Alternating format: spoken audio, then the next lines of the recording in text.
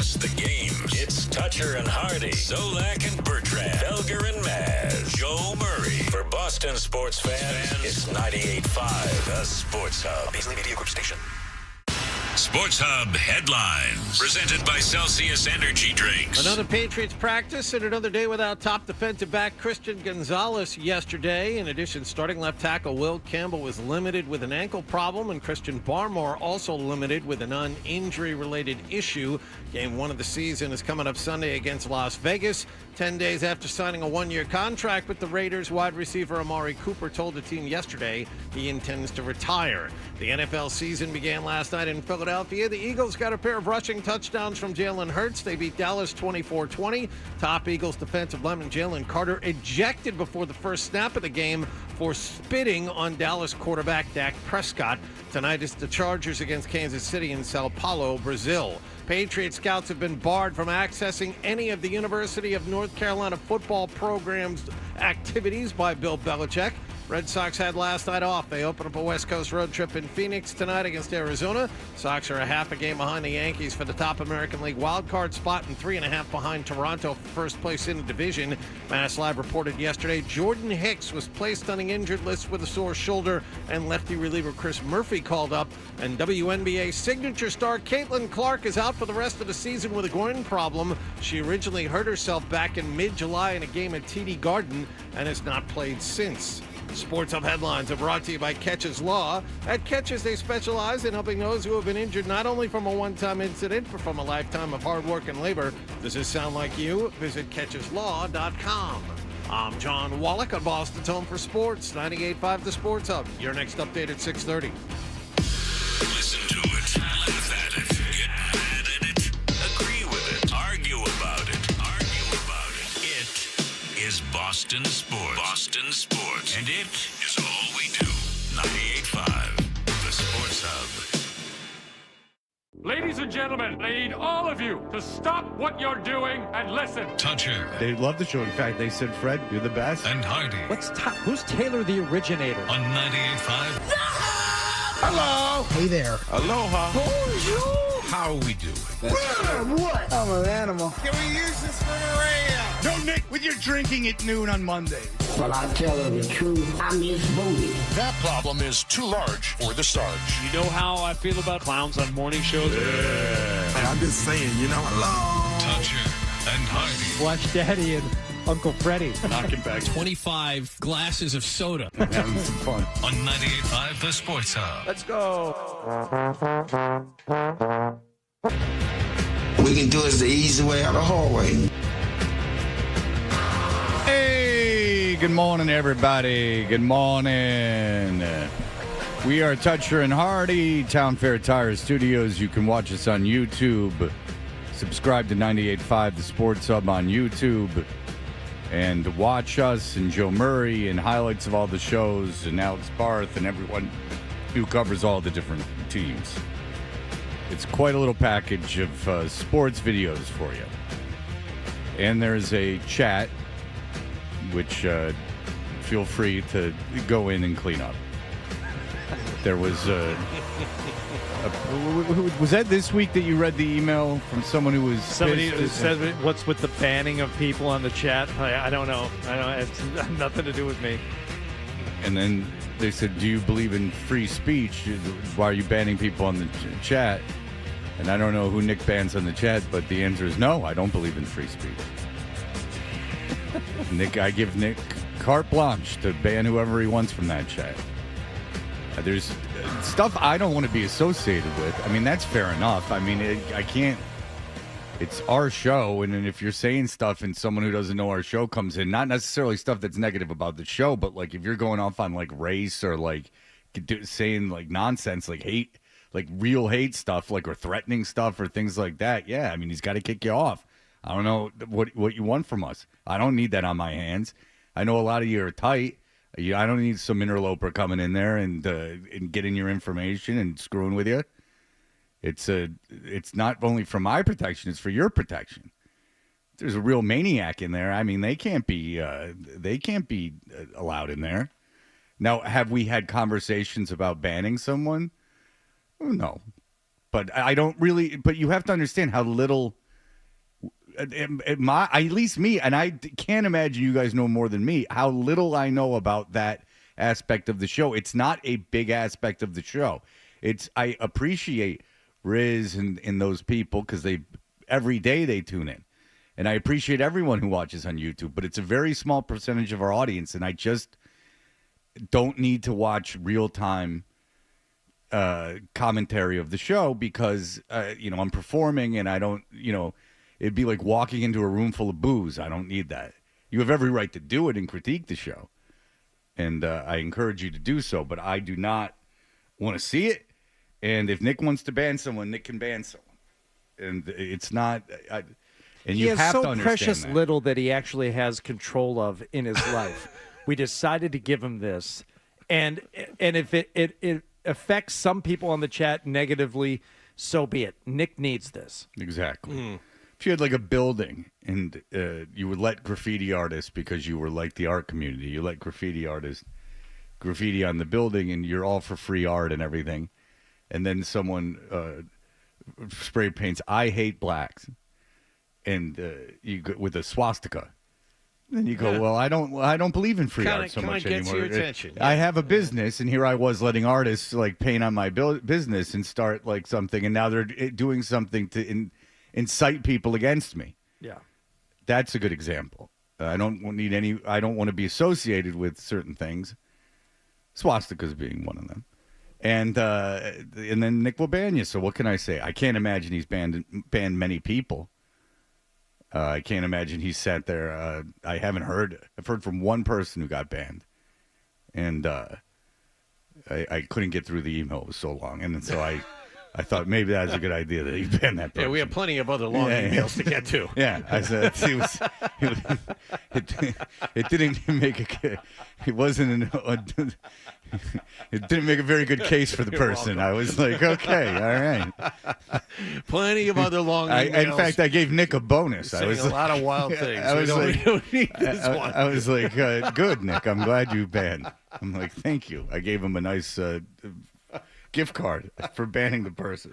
I said, thank you so much for banning this person. Maybe our focus needs to be elsewhere. Yeah, exactly. It's like a 700-page email about how they got banned. I'm like, all right, okay. Well, I'm not reading this or responding to it. So this is... Knock yourself out. You got a whole thing going on that I'm not a part of, baby. This is a whole thing that I'm not going to allow into my life. Right. Like, there was no problem with someone on the chat that I saw, and any problem with me or the show had ramped to the point of like things that weren't going on in real life, in my opinion, were going on in this person's head, and I could see that very early in the email, and I went, okay. Yeah. I went, nope. It doesn't take long. It's just like, okay, we're 3 sentences. We're good. That's fine. You get mad about the show. I get it. And it comes with the territory, and it would be a bad show if no one did. It's when you start getting mad about things that are not happening and that are happening in your mind is when my concern turns to best keep some distance. Yeah. I am a member of the community in good standing. I'll have you know. I don't need this dragging me down. You know, I'm in the Elks Lodge and everything else. Oh. I got a Kiwanis Club, yeah. Optimist Club. Not yet. I'm fingers crossed. Wow. 2026. You've got some work to do before they allow you to be in the Optimist. Well, I hope they're optimistic about it. I won the Optimist Club speech contest 3 years in a row. What were you an adult? As a 34, 35, and 36-year-old. What's the Optimist Club? Well, the Optimist Club was a Rotary group, like an Elks Club, like a Kiwanis, something like that, and it served the area of Auburn Heights, Michigan, which became Auburn Hills when they built the palace. Sure. But when I was there, it was still lowly Auburn Heights, and it was the Auburn Heights Optimist Club, and they would sponsor a speech contest every year for 8th, 9th, all the way through high school. And I believe I was the first to ever win it as an 8th grader. And the topic of the speech was Optimism, a Way of Life. Oh. And here's what I did that cheated? No. You had to get up. You memorize your speech. It had to be like a 3 to 5 minute speech on the given topic. It's a valuable tool. And what I did, which had never been done before, number one, first 8th grader to ever win the thing. And what I did, you get behind the podium, and I was going up against such luminaries as Matt Iwaskowitz, who was, the predetermined favorite to win the Optimist Club speech contest. Again, he was a couple of years ahead of me. You now know him as our president of the United States. Yes. Right. He changed his name. And what I did was I stood at the podium, and I delivered my opening paragraph, essentially a 5-paragraph essay, a little bit longer than that. But when I got to body part number 1, I stepped away from the podium and addressed the left half of the room. For the second part, I went over to the other side and addressed the right part of the room. Blah, blah, blah, blah. Okay, so this blew their minds. I had never seen anyone venture out from behind the podium. I ended up winning it that year. Come back the next year, defending champion, much like the Philadelphia Eagles. Are you a defending champion? Spit on nope. One of the judges? More pressure on you. Yes, I spit on one of the other contestants okay. beforehand because I thought he spit on me. Yeah. What I did year number 2, like, what's this guy going to do? And I didn't go I didn't go first, which was interesting. The other guys went first, and all of a sudden they're going out from behind the podium, going to the left and going to the right because it's a new year, baby. They saw what I did. You know what I did year number 2, Wallace? You stayed behind the podium. No, In the audience. in front of the podium. Whoa! I went in front of the podium, and I just got down and I talked to the people. Okay, Did you sit on the edge of the stage? There was no stage. It was ground level. Everything was on the same When level. we're talking audience, how many people we talking? I almost said 50. Let's call it 30. Oof, that's still- No, yeah. your peers or For an adults? ninth Adults, grader. the members of the Optimist Club.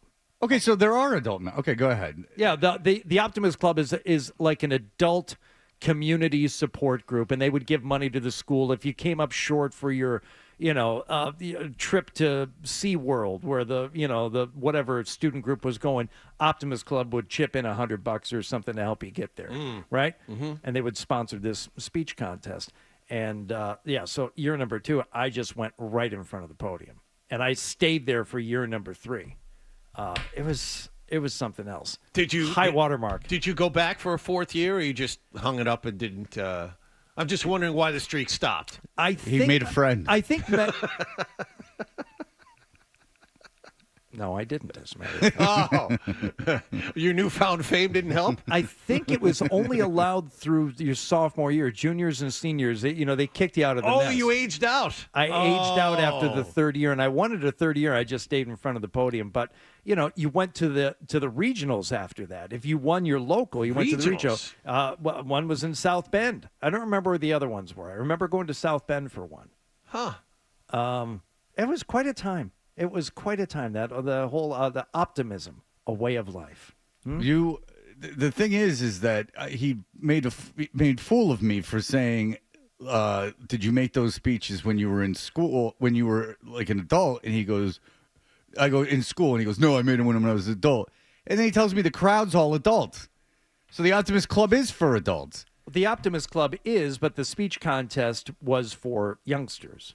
Yeah, but you made it sound like it was asinine that I would say that the adults were in it when the Optimist Club is adults. Do you see where I'm coming from, Yes, John? It I seems do. like that was I a do. very harsh reaction to my adults It thing. seems silly that adults would hold a speech contest for other adults. A fool for you.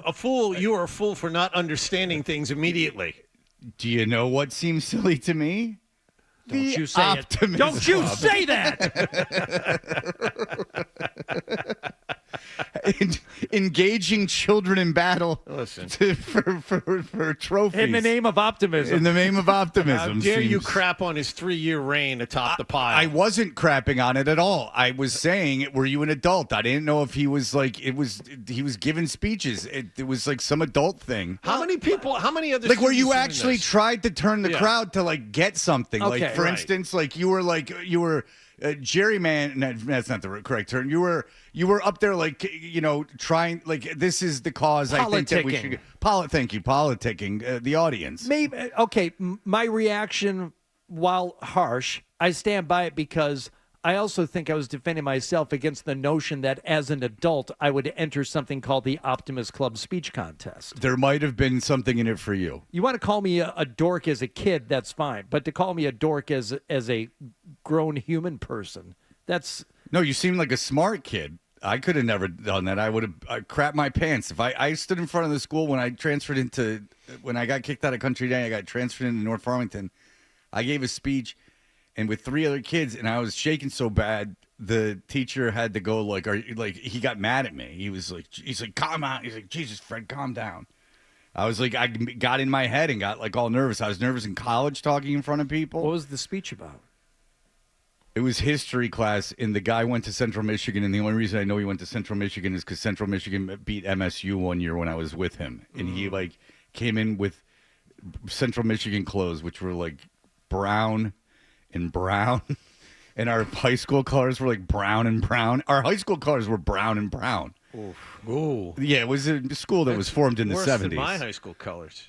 Yeah. Oh, yeah. North Farmington would be worse than anyone's high school colors. No, you win. It was like golden brown and dark brown. In Central Michigan is golden brown and dark brown. Yeah. And so it's all gross. Like, it was gross. And so I remember thinking, like, I don't want to go to Central Michigan. Just based on his happiness. They beat Michigan State. But, no, I was like a big wimp. I got bad stage fright. But it's a good teacher who saw a kid who was nervous and yelled at them. That's good job. Fred, get a hold of yourself. That was the 80s, though, right? No, that wasn't the 80s. Thank you very much. It was the 90s. But I don't remember him being like a dick. I just remember, dude, I was a junior in high school. He had every right to yell at me. I had no respect for him. I didn't care. I just was nervous talking in front of girls. And then I went to college and I was nervous talking in front of people, but I wanted to be in radio. And then I was nervous talking on the radio. And one of the first things I had to do was introduce Creed in front of 100,000 people. And I went out and I went, oh, who cares? Like if you fall down, like the worst thing that would happen is that you'd fall down or say something and no one would care. And then that's what solved me of my stage fright. And great value in not caring. I believe that. In a lot of things. Well, it stops you from catastrophizing. Like if you can come up, like if you stand in front of 100,000 people, especially 100,000 people, 50 is worse. But if you stand in front of 100,000 people and you catastrophize into what's the worst thing that could happen. Yeah. Chances are no one would notice. Right. That's the thing, is even if you were in the band, like if you screwed up like on bass, like no one's going to notice. Everyone's in their own thing. 100,000 people together, that's a mob. Well, if you're Geddy Lee and you're playing the bass and keyboards and you accidentally hit the keyboard when you're supposed to be doing the show. Thunder thumbing on the bass, then yes, people are going to notice. Excuse me, we've made an error. Distant early warning will start again. Excuse me while I tune. YYZ from the top. Excuse me, it's YYZ. YYZ. I would never call it YYZ. Dumbass. Jacob, go ahead. So you're talking about terrible school colors. Mine might be worse. Mine was brown and gold, so both poop and pee. Yeah. If you will. Were you in the Midwest or were you in Massachusetts? Massachusetts. I'm not sure. I always thought that was like a very Midwestern thing because have you ever seen pictures of the Central Michigan campus? Like Central Michigan is a big state school and it's fine, right? It's fine. I never would have gone there, but it's fine. I know people that did go there and they've gone on to be successful. So, take it for what it's worth. But like even the campus is gross. And it's not because it's dirty or dangerous or anything. It's just brown. Like everything's brown. And like that, like 70s brown. Like they never refurbished anything. It's just brown. And their uniform is brown. And just everything is gross. Like my high school, my public school was like that. Everything was just brown. It's like a maroon, but it's always. When you said brown, I didn't think you were wrong. I'm just making it saying brown to make it. Yeah, it's to not, the audience. It's doesn't the pop. spirit of the notion more than the actual colors. And I don't see colors. That's right. Well, you know what? I don't see just 6 colors. Because I, like the Buddha, know that there is no color one the same. Excellent. So boy, I was profound there. It's hard to get back to where I was. But the 70s in the Midwest, which we came, it's not like they redid the school. Like, Farmington Hills became, and I imagine Auburn Hills is the same way.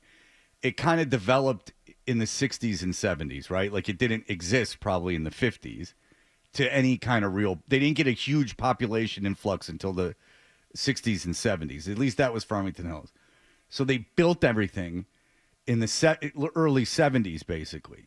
Like that's when people started, they dared to move 5 miles from the city. So they started building this stuff in the 70s.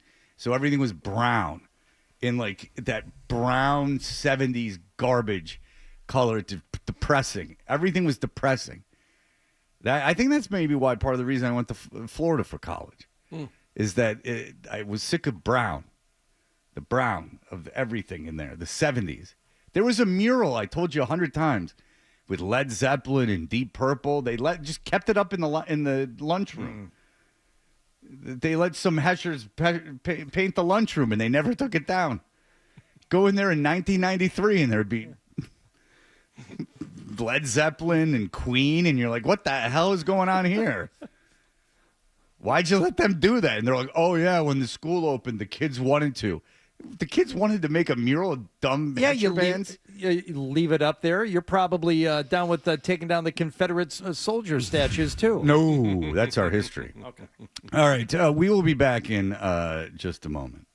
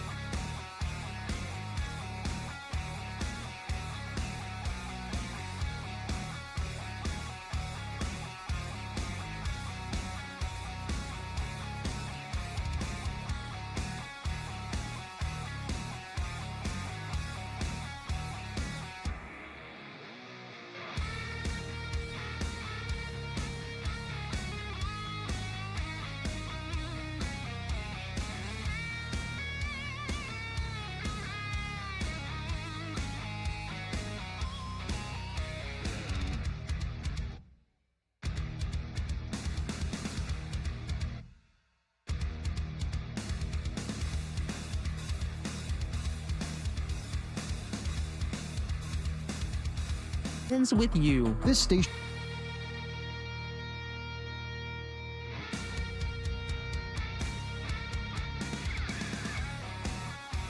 Describes himself in 7 words. A guy in tights and a cape. And Hardy with blunt honesty. I am not known as Mr. Fun. Toucher and Hardy continues on the Sports Hub. Did you catch a game last night? Hey, we're Toucher and Hardy. What happened last night is brought to you by Leonard Hair Transplant Associates, where your hair doesn't have to be a game of what happened. So change your lettuce and change your life with Dr. Matthew Lepresti at 1-800-GET-HAIR. Hardy, it was the beginning of the NFL season last night. It Rob was. Mack It was. brought the Eagles to the field. The NFL was back last night as the Philadelphia Eagles hosted the Dallas Cowboys. Kickoff, and there was, of course, an injury right away, and I was just standing around waiting for something to happen, and there was an incident that profoundly changed me for the rest of my life. He spit on me. Dak Prescott spit on. Let's hear from Dak first. As Jalen Carter appeared to face off with Dak Prescott while they're waiting for the injured player to be removed from the field. Dak, what do you have to say about this? I probably spit 1,000 times throughout the game. I mean, especially game day, maybe even in general. It's something I guess I'm not proud of. But in that case, he was trolling, I guess you could say, trying to mess with Tyler Booker. I was just looking at him. I was right here by the 2 linemen, and guess I needed to spit, and I wasn't going to spit on my lineman, and I just spit ahead. Oh, everyone wondering why this happened. Well, Dak Prescott spit first and apparently spit in the direction of Jalen Carter. I could spit on you. Thank you, Adolfo. Jalen? I heard the ref talking, and then I heard him say, this is a tossable offense or something like that, and that's when I knew. You know, I walked off the field calmly. I was not mad. That's pretty much, I couldn't really do nothing else. You know, the ref decision is the ref decision on the situation. When things started to come out and you start seeing things, then we can go off that, but I don't got nothing to say about it, you know. So as everyone's trying to figure out why Jalen Carter spit on Dak Prescott, apparently Dak Prescott spit in the direction of Jalen Carter first. And that's but what Jalen started Carter the whole spit on his chest. There's a difference. There's a there's major huge difference.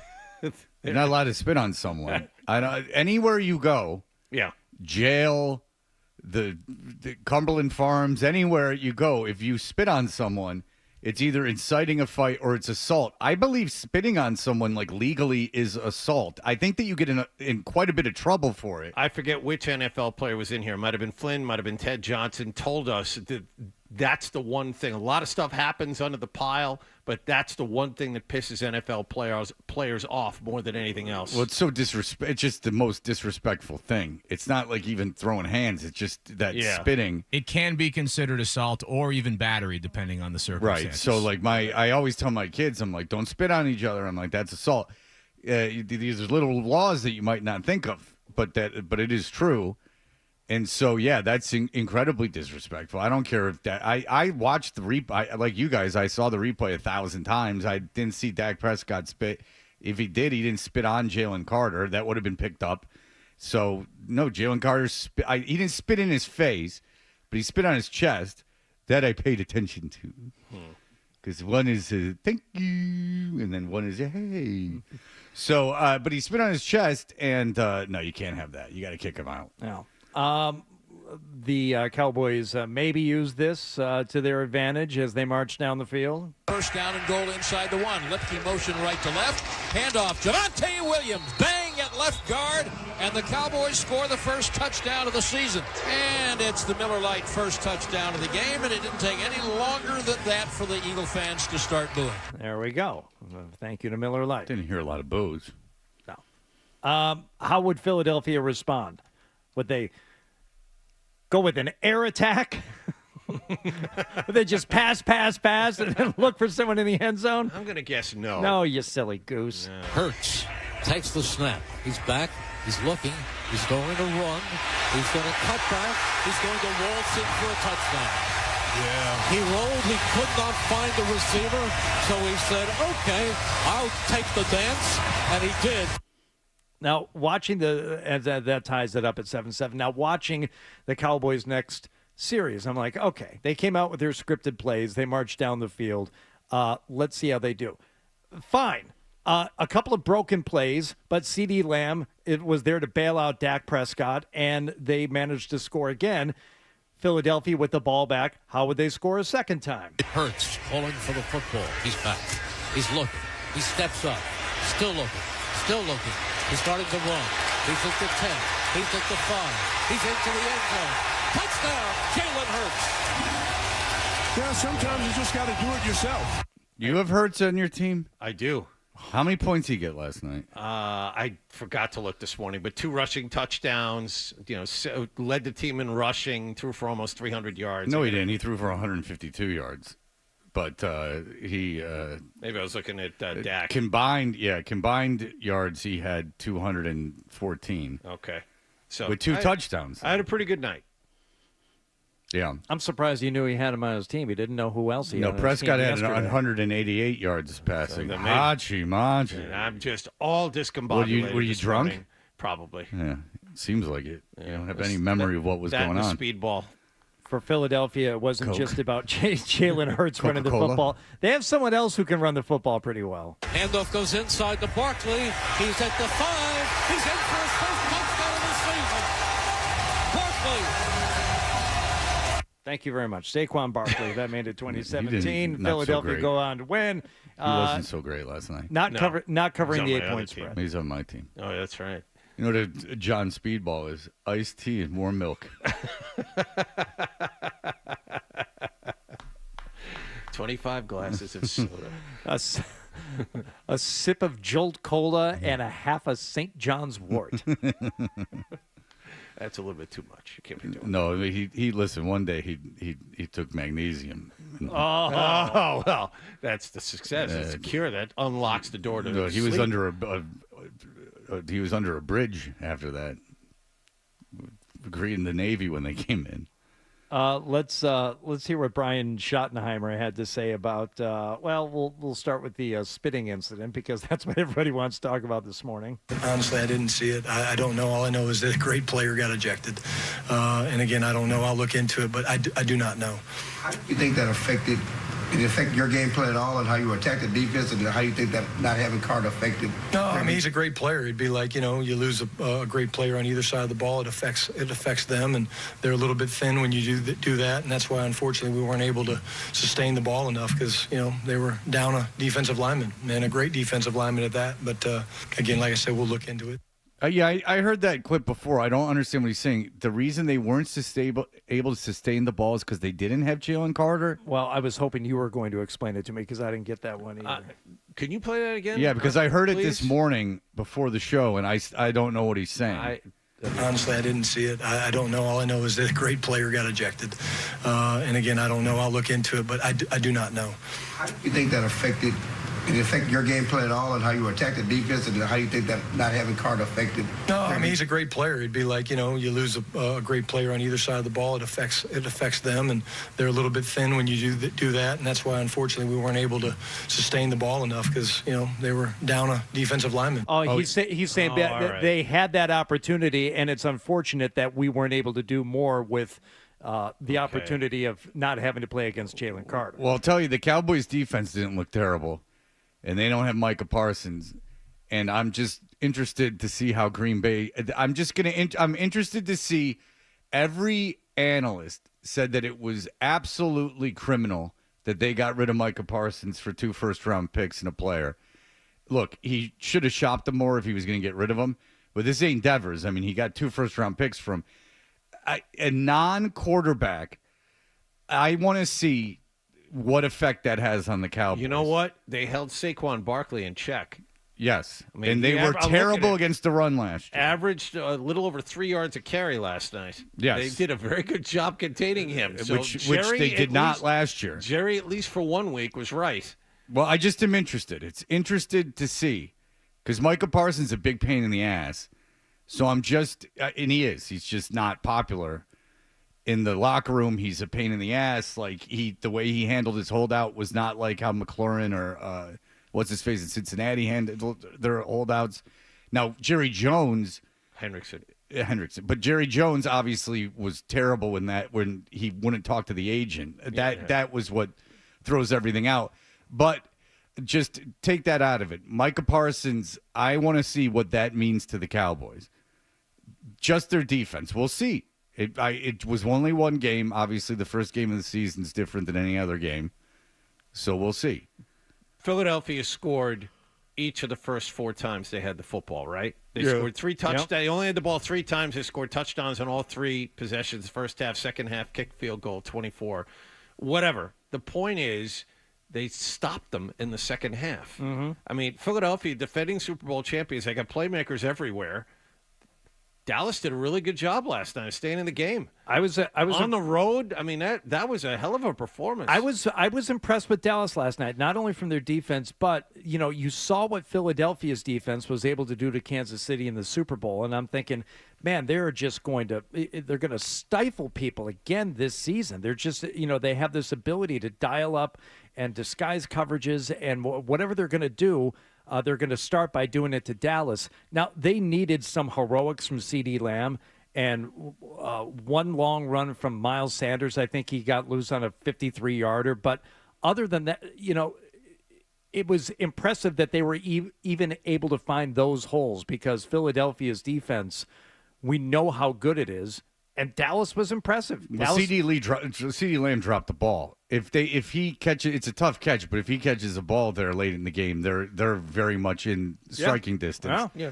By the way, when Jalen Carter got taken out, the big highlight was the big fat Italian guy got to come out, and he was so pleased that he got to come out. And you know how I know he's Italian is his hat and his shirt both have Italian flags on them. Oh, nice. Now, I didn't see anyone else who had Italian flags on, but he wants you to know he's from Italy. Now, has he weighed in on the traffic stripes there in Newton? Well, I would imagine. Well, they're back, by the way, the Italian flag stripes. They're back. I don't know if it was the government or the people, but they're back. But it's funny, too, because my parents were just in Italy, and everyone did wear Italian flags on everything that they had. It's just what they do. In Sicily, where everyone pretends to be from, they all wear Italians worldwide. This is their habit. Yeah, it's not just like dummies from Philadelphia. It's everybody. They wear Italian flags everywhere they go. They couldn't. They're like Italy. Yeah, Italy, huh? Italy, Italia. Yeah, Italia, huh? Number 1. Yeah. Jesus Christ! I mean, that guy.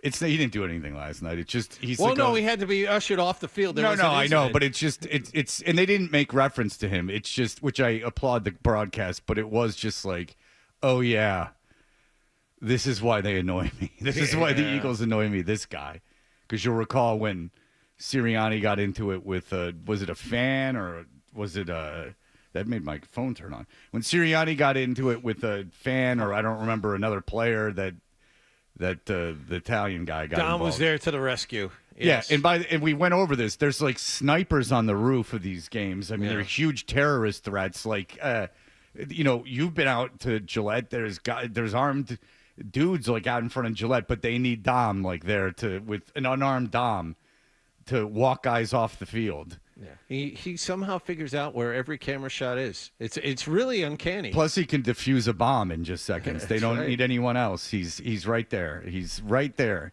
And if I had to pick Dom or Jalen Carter to take on, I would normally go after Jalen Carter. But if Dom was there, I'd be like, oh, no. Mm-hmm. No, he's big. Well, you can have all the armed security you want, and automatic weapons and attack dogs, but a stare from the right guy at the right time can do so much more than you and your precious bullets. Plus, he's connected. All right, so we'll be back in just a moment. Essential Sports Hub headline presented by Celsius Energy Drinks. Patriots are without Christian Gonzalez again at practice yesterday as they close in on a season-opening home game against Las Vegas on Sunday. Will Campbell and Christian Barmore also popped up on the injury list as limited. Also, the team will be back out on the field again today. And Raiders wide receiver Amari Cooper retired yesterday. Last night's Super Bowl champion Philadelphia opened up the NFL season with a 24-20 home win over Dallas. tonight in Brazil. It'll be the Los Angeles Chargers against the Kansas City Chiefs. Bill Belichick has told all Patriot scouts they will not be allowed to attend football practice at the University of North Carolina, and the Red Sox had last night off. Peyton Tolley will pitch tonight against the Diamondbacks in Phoenix.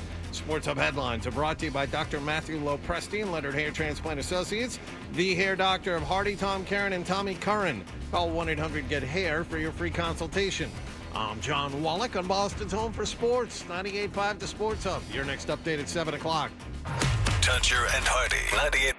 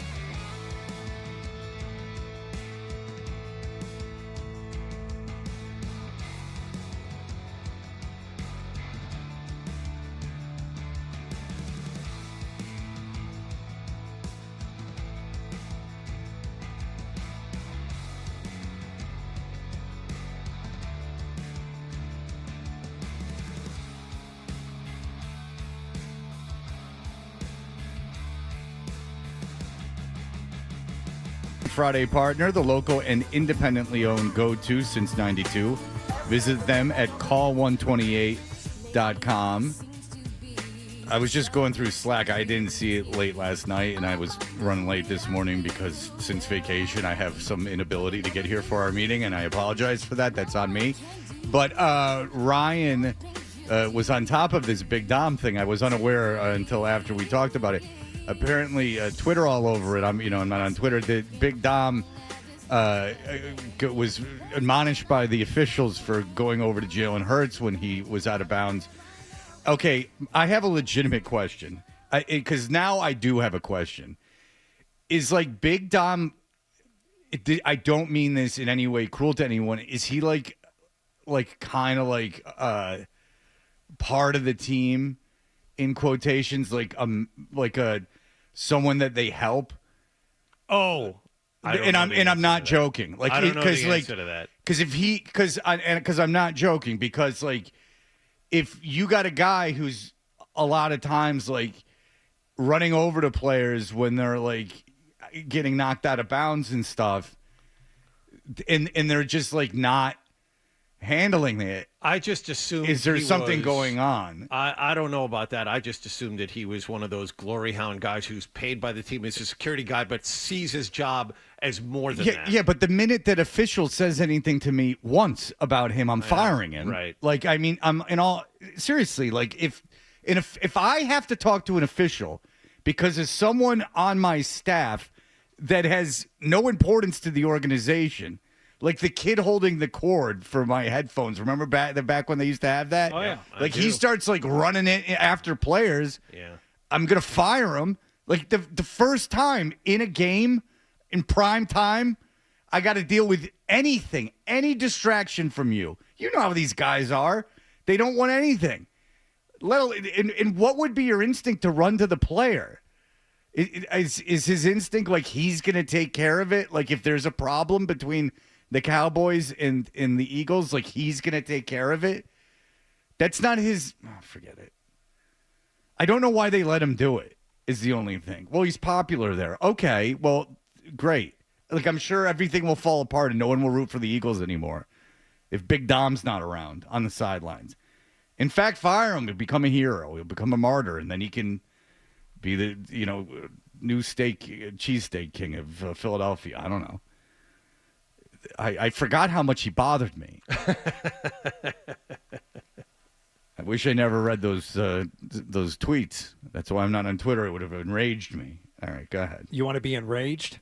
Mm-hmm. Your WNBA season, as far as you're concerned, Fred, might be over. Breaking news into CBS Sports HQ. Caitlin Clark took to social media to announce that her season is over. Clark hasn't played since July 15th after suffering a groin injury. She was limited to just 13 games this season. The Fever are 13-15 without her this year and just a game and a half ahead of the Sparks for that final playoff spot. Now, is that a commercial? No, it's a news report. Well, it was. That wasn't the first time she did it. That was on the BBC. That was not the first time she read those words.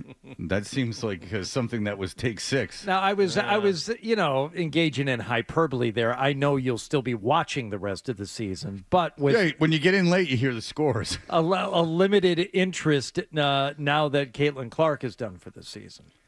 Oh, no, because Caitlin Clark brought me in, but the high performance and can-do attitudes kept me around. Okay, she was a Trojan horse to get me into the league, and now I'm really into it. I thought about this when they were giving the scores, because like if you come in the summer, you could be coming in at 5:15 and they're giving scores, but this late in the year with football, it's like from 5:50 to 5:55 they're giving the WNBA scores. And then I went, I know why this bothers me. It's because has nothing to do with the WNBA or it's anything about it. It's just that they're giving the scores and the guy is pretending to care and like going, and she's great, because I bet you I could go around here and do you know more than one person who's been to a Connecticut Sun game? Well, I know Brendan Glasheen, and I know. Do we count people who are actually working the game? What do you think, John? Yeah, you include Brendan, 1. No, you don't include people being paid to be there. I'm saying now they don't have What to. if they're not getting paid a lot? No, you have to go on your own volition. No, and the answer is no, I do not. Okay, so there you go. That's it. That's 6 guys at a sports station. There's a team like in New England, and no one knows someone who's been to a game. And I have a daughter who still plays rec basketball. I mean, I've been to a BC women's game. I think been to a BC women's game. I have. They have like a good night for the Newton girls basketball. Like I've been to women's basketball games. I've never been to a Connecticut Sun game, and I don't know anyone who has. And if I did know people that had, and people were giving out the scores, then I would go, oh, okay, well that makes sense. But considering I have to know one person who's been one person in the area that's been, and until that happens, you're forcing it. And that's all. Now, if we were Indiana and they love basketball and they love Caitlin Clark, then I understand you're talking about Caitlin Clark. Now, how much are you breaking it down? Probably, I mean, we don't break a lot of things down anyway. But is outside from football. But no. But it would be news. She's a big star. Okay, one thing that I have been breaking down here is I do believe that Dak Prescott spit on Jalen Carter first. Oh. I will share this video here in a little bit, but as you see Dak going through right between his linemen, and he spits right there and then smiles at Jalen Carter like, what do you think of that? And then moments later, Jalen Carter gets up in his face, spits on him back, boom. Well, if the league sees that, and if it wasn't Dak Prescott, they should suspend him a game.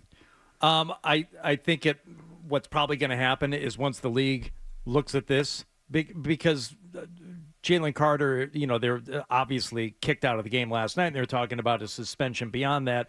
I would think that maybe if the league sees this the same way I do, they'll say, okay, you got kicked out of the game.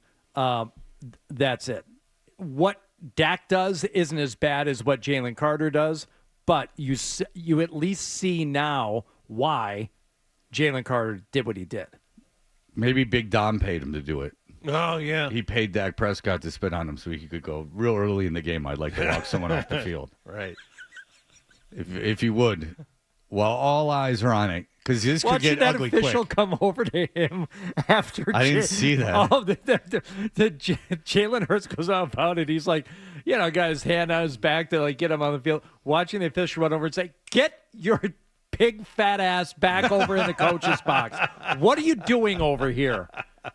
Who are you? I'm telling you, there's something get back going on. over That's there. Probably true. You need to get back for the get back guy. For a second, it was like a fan wearing an Eagles hat ran out of the stands. I'm telling you that something's wrong with him.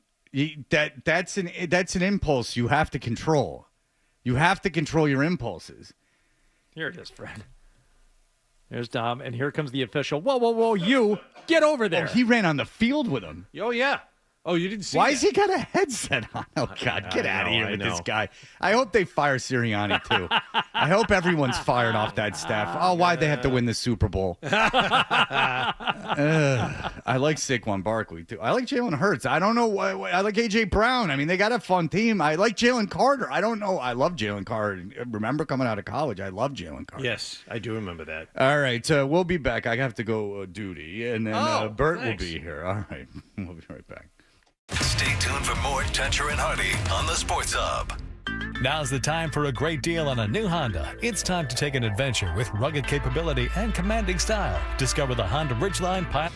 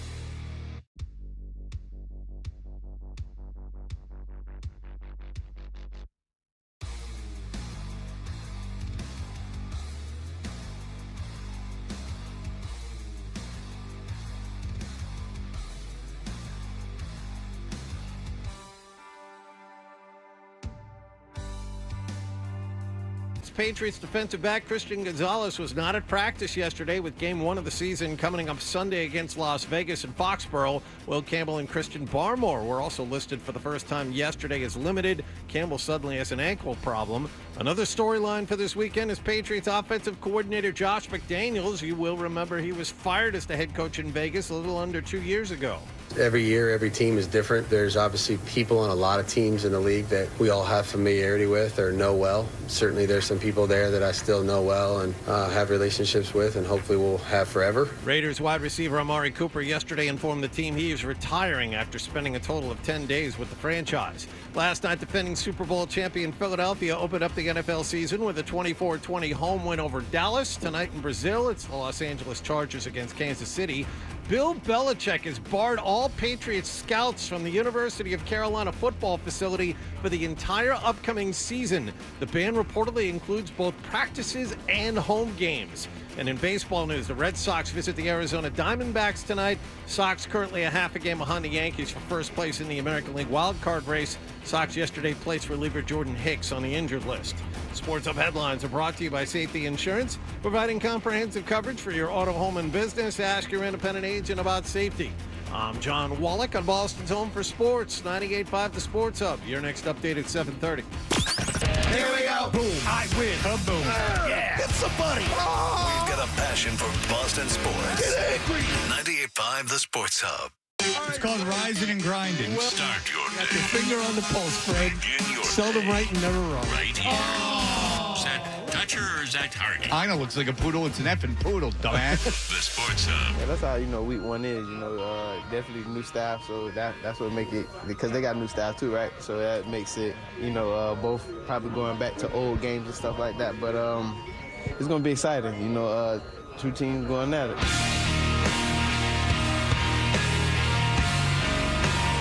We are Toucher and Hardy. You can watch us on YouTube live, and it's up forever at 98.5 The Sports Hub on YouTube.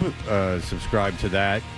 Bert Breer, senior NFL reporter and lead content strategist for the MMQB, is kind enough to join us every Friday in studio at this time. And Bert, first of all, hello. Hello. Good morning, guys. One game in. Absolutely. You were on time today. 271 to go, right? I'm very excited that you were here. Can we ask you this first, since you're an insider? What's up with Big Dom? He was everywhere last night. Yeah, but it's a lot now. It's a lot with Big Dom now. Why is he running on the field? Why is he dancing around and being ushered off by officials? Let me start by saying I like him personally, but there are certain people, I would say, with certain teams that know where the cameras are at all times. Yes. We figured that out against Dom for the last couple of years. Yeah, That's there easy. there's some PR guys where they always seem to be on camera. And you'll see them pulling the you got a 7, 8, 9-year veteran quarterback. He doesn't need to be dragged over to the network, he knows where he's going. Yeah. That person's it's like a sense of control. That person's always there. It's not even a sense of control. It's he knows the camera's going to be No, but or perceived control, I should say. It's a sense of perceived control. I think what you're saying, Bert, is they just want to be on camera. Yeah, the PR guy. But they want to be on camera showing that they're in charge. It's that perceived control. It's not just like they're waving at the camera. It's like they're taking the guy by the arm and going, "Look, I'm in charge of him." That's what I think is the real kick. I think that if they get on camera and just juggle, they would do it. Well, if they could juggle, they'd be on camera on their own. They wouldn't need a football player. To wit. So that's a talent worthy of the camera. But he opened up for John Cougar Mellencamp juggling. But because it would seem to me the minute that an official came up to a guy on my that wasn't even on my staff, I'd be like, okay, well, you're fired. I think. Am I wrong in thinking that Well, he's actually a really important part of the organization for a number of different reasons. A big one, the guy's ostensibly in charge of security, which means the head of the National Guard. Well, no, I mean, if you're one of these security guys for the teams, a lot of times you're the guy who has connections with law enforcement across the country. So when you're doing background on players, and trying to figure out, okay, like this guy, like I need a police contact in Athens, Georgia, because we're looking at Jalen Carter. That security guy can be one of the guys that's working with law enforcement to try to figure out who a guy is. The minute that they get the official says they did something during a game, I'm firing him and finding another guy with connections into the. That doesn't seem like the world's hardest thing to get into. Yeah, but he has. I will say this: like he has built really strong relationships with the general manager there, with the coaches there. Well, that explains. And like even the guys who, like, I remember talking to Chip about this, like Chip Kelly. Chip Kelly, yeah. Like, and I was going to an Eagles game one weekend. I think it was a playoff game. And I was talking to Chip, and I think he was at UCLA still. And I told him, "Oh, I'm going to Philly," and he was like, "Oh, tell Dom I said hello."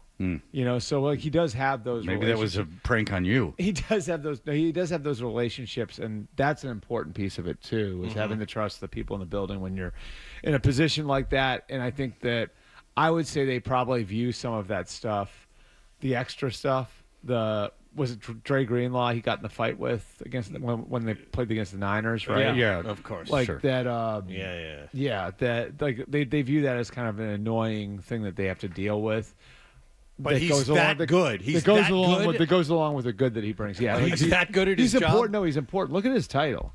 Like he's got like an elevated title. It's like special assistant to the general. Still, I don't. You're not allowed to get involved in the game. It's a strange existence. If I'm Sirianni, his title is. If I'm Sirianni, the minute that I have one distraction from him, I'm firing him. But during a game, I have to believe that Philadelphia is a northeastern city full of people just like here, terrible people. I have to imagine that they're growing sick of this themselves. Like I maybe at a game, people are like all drunk and like celebratory, but I have to imagine if you're listening to WIP this morning, not everyone's so much a fan of Big Dom. Maybe after a loss. Yeah, well, there gets to a point. I think like at first it was kind of cute and everything else, and then it eventually grows to a point where it's not Omaha. This is Philadelphia. I got to think that they're a little sick of the dance by now. I mean, it was like what would happen here if you had. That's what I just said. Is that they're full? Look I'm an awful person, and that's why I'm successful here, is because the people can relate to it. Mm-hmm. It's what I'm saying is that there is a hard-earned cynicism that would go along with any kind of outright attempt at unearned fame is what I would say. Yeah. All right. I don't know when this. I'll do the Belichick thing now. What's going on with Belichick in North Carolina? And just you go first. I thought they would lose the game going in. Like if you had asked me to pick, I think somebody did ask me to pick at one point. I picked TCU. I think TCU is a better program. I think TCU has better players. TCU has a really good coach in Sonny Dykes, who's been to a national championship game. So that's my baseline for Monday night. The third quarter was I don't think I ever thought I'd see a Bill Belichick team perform like it performed. Like that team performed in the third quarter. Favorite play of the game was the first play of the third quarter, where the guy runs 75 yards for a touchdown. Mr. Halftime Adjustment gets gashed on the first play. It was 75 yards. Then when TCU gets the ball back, they convert 3rd and 20. Sure. It's great. With a seam route right down the middle of the field. Then the next play after that, it's 28 yards untouched. No one laid a finger on that running back. Scores a touchdown. And then the next possession after that, sack fumble for a touchdown. And meanwhile, your $2 million quarterback can't make it out of the third quarter. It's great. And I think one thing that people do not appreciate, like a lot of people who are in these pro markets do not appreciate about it. It's not it is a lower level of football, but just as far as the people who work at that level, it's a completely different job. It is not the same. And it was hard for me to watch that and not think of the visual of Nick Saban before the game and like how Nick Saban gracefully left Alabama and now he's on the ESPN set. I thought about that this morning. He's like this dignitary. Because right? Alabama loses to Florida State, and I heard a guy this morning go like, we miss Nick Saban. And just to that, the way he left Alabama, and you go, oh, anytime the next guy loses, it's, we miss Nick Saban. And Belichick's not getting that. All right, but two things is that, one, before the game, it's been reported by a bunch of people that to the pro scouts he just gave out blank rosters. Yeah, and, so I have some more on that too. Yes, yes. Go ahead. So You know who wouldn't do that? Nick Saban. Yeah. Yeah. I mean, I when I tell you Nick Saban treated NFL scouts like gold, I mean it. Like I would hear stories from scouts about when they did school calls to Alabama, or they go to the pro day at Alabama, about the spread that was put out for them. You know, I mean, they were treated like royalty when they came in, and that was for a very real selfish intention. reason. It's intentional. It's because Nick knows the more guys he sends to the pros, the more guys that the more players that go to the NFL out of his program, the more first-round picks he has. Yes. You know what becomes a lot easier? Recruiting. It's convincing the next first-round pick to come. It's easy that way. It's How like- does Bill not see this? And that's the thing, that's the thing that kills me is like I watch it and I'm like, what are you doing? Like you're it's more important for you to settle a score. Well, no, because we haven't even gotten there yet. So we'll get there too because I've got more stuff on that. But I do asked want to around get about to it yesterday. Oh, But I think it's just like, again, I think a lot of people looked at that and are like, oh yeah, screw the media. Like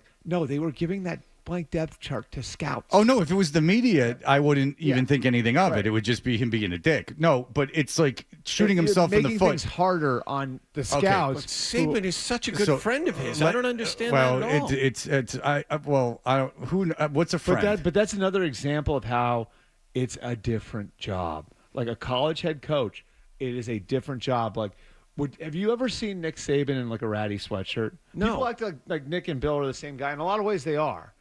But like Nick, like anytime Nick was in public as Alabama's head coach, he was in like you saw him at the spring game, right? He would be on the sidelines in a blazer. Why is that?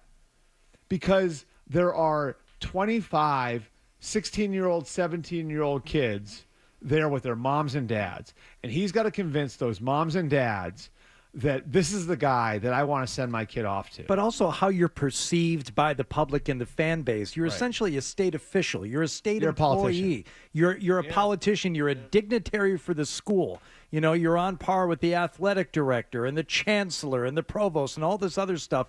And for him to behave in a completely different way, either by the way he dresses or the way he's treating NFL scouts or the way he's doing any of this stuff, it just runs counter to what we think of traditionally as the successful college football guy, the head of a college football program. It's like so far, not just with the loss, but the way he's been handling things and people, Bill ain't it. Okay, so the story that came out yesterday was that UNC had banned Patriots scouts from going to, which is going to ruin next year's draft, is that, I mean, if they don't have that intel on North Carolina. Right. So, but they're not allowing him in. Practices and games, home games for the entire season. And then if you want to know if, Fred, you're a loser and this and that, they call Mike Lombardi and he goes, good luck, and hangs up like a lunatic. Yeah. Like a lunatic. He's a lunatic. Boy, am I right about these people. And then, so the thing is, just do this exercise, and then, Bert, you go, because you have information on it. Would you let your kid, just based on this, you don't know anything about Bill Belichick. You know he was good in the pros, and you don't know anything about his personal life. Would you let your kid play for Bill Belichick in college? No. Not in a million years. Not in a million years if I wanted to play pro. There's 32 opportunities, and you're taking one away? Hell no. And then you're treating pro scouts like this. And if your whole thing is, I don't want kids to leave the program, well, they can leave the program whenever they want. Yeah. Pros isn't what taking them away. Yeah. They're all just transferred to another school. There's no rules. There's no rules about transferring anymore. He might not have a team next year. I wouldn't stay. You know, they win 4 or 5 games. I'm not staying next year. So anyway, what happened? Well, I brought this up. The one thing I would say to that, too, is I brought this up on the midday show yesterday. North Carolina's best player last year was a kid named Bo Atkinson. They tried to give Bo Atkinson like an incentive-laden NIL deal for this year, and he told them to get lost and went to Ohio State, and he was playing in the game on Saturday against Texas. Now, this is a guy who had like 10 sacks last year. Like, you can't treat players that way, and there's an adjustment that's had to happen. Now, there's the other thing about the way he's treating Patriots scouts. Well, it's not just the Patriots scouts. Like, and I texted with a few scouting directors yesterday, and so like basically the scouts are allowed to talk to one person in North Carolina. They're not allowed to talk to any of the other coaches. Like Lombardi's off limits. Belichick himself doesn't talk to. Like Belichick is like not accessible for the scouts. There's one guy, it's their pro liaison, a guy who used to work here, who's unfortunately named Jourdain. Yeah, Franzi Jourdain. Okay, so there are some schools that conduct themselves this way, but they're the best school. They're the ones that have guys. You know what I mean? So, so here's like from a pro scouting director. Here's what he said. Again, nobody's mad at UNC about being a crappy visit. They don't have players. They aren't talented. The only people who are going to suffer is the UNC seniors, who may be late round guys or undrafted free agents. When we don't have ample background on guys and they are just late round / UDFA types, we just move on to another guy with a similar skill set that we know more about. Mm. Does that make sense? Like, yes. So, yeah. So like if I don't have enough background on a guy at North Carolina who's like a late round pick or an undrafted free agent, like I'm just going to go to the kid at NC State. The talent becomes vanilla, more vanilla at that point. Like if I know more about the kid over here, because I couldn't get background at North Carolina, I know more about the kid at NC State or more about the kid at Duke, I'm just going to sign that guy. Well, you're around, and I'm not going to ask you how they do things at Ohio State, but you're around Ohio State. Like, how do you think it would go over with with the kids at that school if it was coming out publicly that they were telling bro scouts to go screw? So that has existed before at certain schools that are like Penn State was like that under Joe Paterno. They had a really and we don't need, but that was the reputation of Penn State. That Rutgers was like that with Schiano at one point. I think like one thing you have to remember is like even though North Carolina is not Texas or Ohio State or USC or one of these true football blue bloods, right? If you're good enough to play there, you think you got a shot at the NFL. Right. Like any athlete that is good enough to play at the FBS level, at the highest level of college football, was so good in high school that he thinks he's got at least a shot. And it's going to be a priority to him to go to a place that he thinks is going to give him every possible every chance to make it to the NFL. And I'll just tell you, like, my experience with the Ohio State people, and they're not the most open place either. They're not as open as Alabama was. Mm-hmm. But when you walk into the building, one of the first things you see is 32 helmets. And underneath each of the helmets, they're mounted on they're 32 helmets. They're mounted on the wall, right? And underneath every helmet is this long list of players from Ohio State who played for that team. And so, I mean, it is all over the place there, and they want to be NFL-U. And where, Mike Lombardi's running around calling themselves the 33rd team, like a school like Ohio State actually is. Even though that kid, that sophomore, he'll hang on to the ball, but nonetheless, number one player in the country. It's a huge priority. It's a huge part of getting kids to go to a school. No, it's obvious, right? Yeah. If you're playing D1,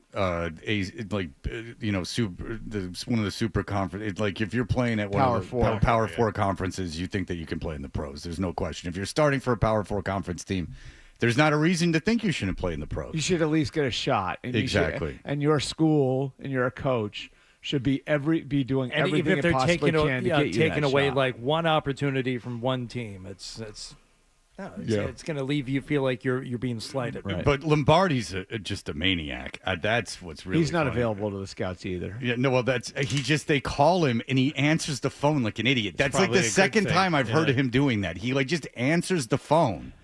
He answers, hello, and they're like, hey, what's going on? He's like, good luck with that, and hangs up just don't answer the phone. Maybe if you're North Carolina, it's a good thing Lombardi isn't talking to anybody. Well, I think that they're probably not. I think I have a big feeling that Belichick retires at the end of this season. I have a pretty good feeling that this. And then he can get his statue. That'd be perfect. Yeah. Right. Imagine if he loses to Charlotte or Richmond the next 2 weeks. Oh, it'd be glorious. Like Charlotte, like that. Well, Charlotte's like an actual I think they're only like a 13 or 14 point favorite. That's down from 21, which is what it was until is that right? Before North Carolina played their first game, the line dropped from 21 to 13. I don't think Charlotte's horrible. I think there's think if you go to North Carolina and you went there and there was all this hype around the program in the offseason, but there was a little bit of controversy, but whatever, you probably don't hear a lot about that. And then you have the biggest game ever, nationally televised, Lawrence Taylor and Michael Jordan and everyone's there. You get blown out. And for the first time in your life, everyone ignored it. And now everyone's just bitching about it. I would assume that that's not the world's greatest way to get going. That the kids aren't, lining up hungry with Michael Lombardi leading the way. Charlotte lost to Appalachian State 34-11. I stand corrected. Yeah. Appalachian State sometimes screws around. Appalachian State's really good. Oh, yeah. Appalachian State beat. I know you're a big fan, Bert. I know you are. Appalachian State. Yeah, they beat Michigan. That's right. Gave us one great Saturday. Yeah, they beat that. They beat Michigan one year. All right, we'll be back in just a moment. More touch.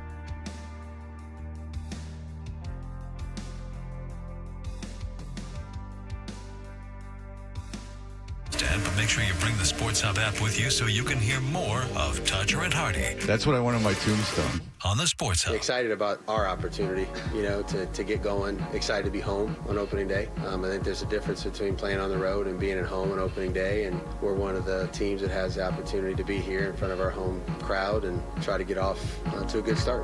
Are they at home? We're Toucher and Hardy. Bert Breer from MMQB is here. And Bert, you heard it. The Patriots, they open up on Sunday. It looks like they will be without Christian Gonzalez. What are you hearing about his absence? He hasn't played like in 5 weeks. What's going on with him? Yeah, I mean, I think it's frustrating for everybody involved. Frustrating for Gonzalez. I think it's frustrating for the coaches. I think the expectation was that he'd be out there. And when this initially happened, hamstrings can be a little unpredictable.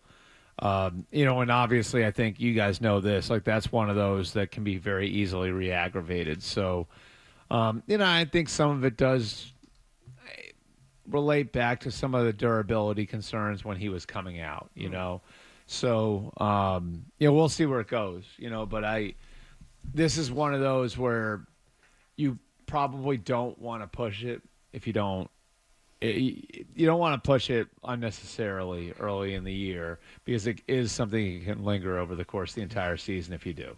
Okay, so there's been a lot of talk about whether or not this was something that was re-aggravated or if the rehab didn't go the way as planned. But what you just said I found interesting, because I don't remember hearing a lot of this when he first came out, the durability issues. Well, it's because of his Gonzalez. size. It's Is his it solely related to that, or did he have an injury? There were I think a couple nagging things in college, but more than anything else, it was like kind of his frame, his size, how willing is he to hit, and because there was never a question. If you guys remember, like, athletically, like, he was off the charts.